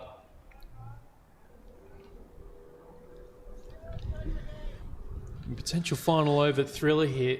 Maybe one downside of last year's JPL. We didn't get that many thrillers off the top of my head. Good call. And this is exactly what sort of preparation you want before going into an international tournament, isn't it? Players being put under pressure. It's exactly what we have in front of us, the scenario. 11 runs needed, 11 balls remaining. Yeah, just saw a little byplay there with Abipray actually walking down the wicket. And Suzuki was about two steps into his run-up. He's done it again here. And he's launched this. Has he got enough of it? There's a man waiting. It's over his head. Abipray Dewan is the one for North Kanto Lions. Oh, wow. I'll tell you what, the fielder was always a part of this. It's a game of inches. For a moment there, I thought the boundary rider would be able to get up and snatch that, but just out of reach.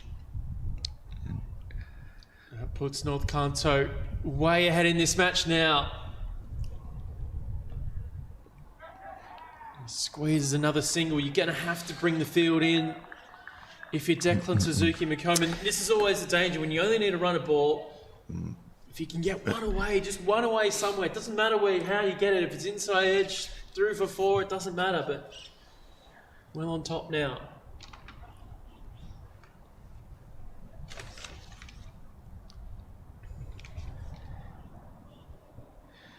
Yeah, just the 4 runs needed now. 1.3 overs, but the scenario, Declan Suzuki McComb bowling this death over. Bowled. Watanabe Dawson is cleaned up. It's a great comeback from Declan Suzuki McComb. Fired straight past him, this off-stump stunned cartwheels. Yeah, brilliant result for Suzuki McComb. As Kendo Karuaki Fleming alluded to earlier, it's his role in the Japan team. He's done it time and time again. Here we're seeing him doing it in the JPL. The earlier ball going for 6 from Abi Dewan could so easily have been a wicket. Suzuki still giving his team hope, belief that they can do the incredible. 2 balls remaining in this over, and then the big question, if it's still needed, who's going to bowl the 20th?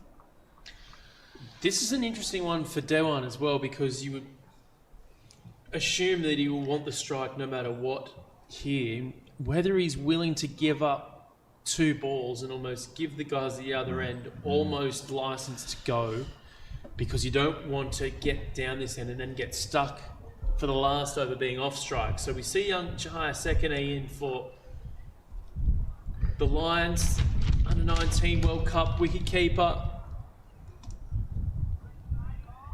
Sano local as well.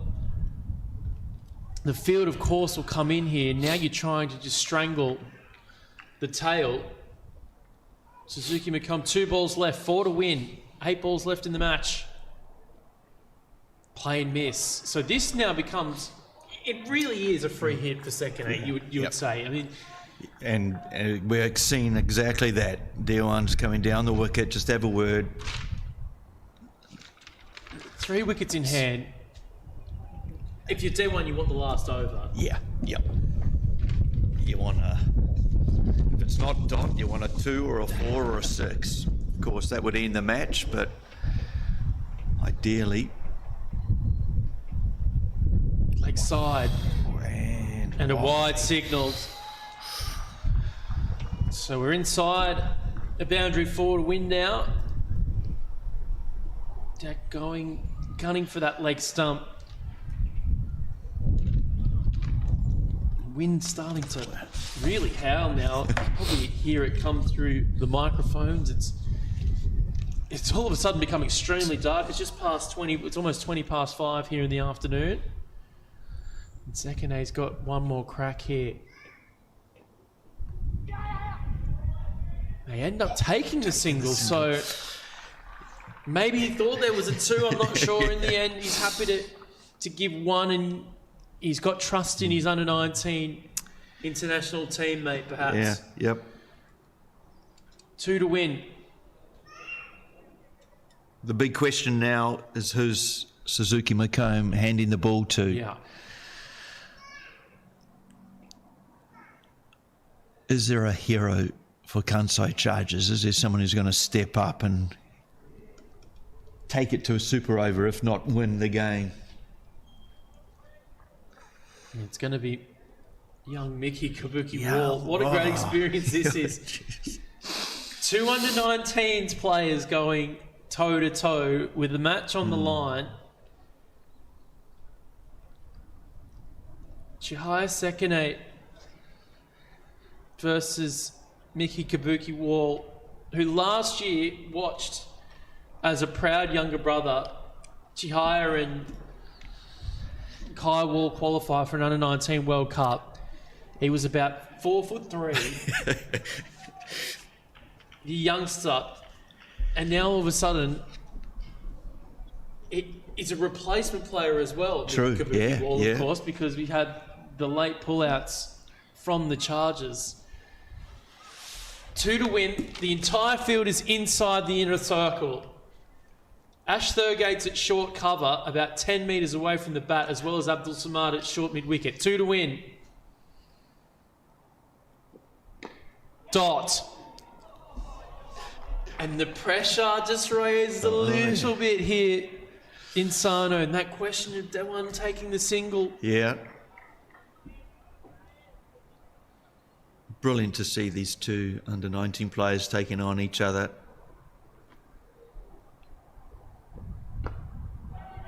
They take on Wildermuth. It's a single. The score is tied. Yeah, good backing up there from Dewan. He knew the scenario. He was almost quarter of the way down the wicket when the ball was being released. 1 run needed now for victory. Field unchanged. Any shot over the inner circle is a victory for the Lions.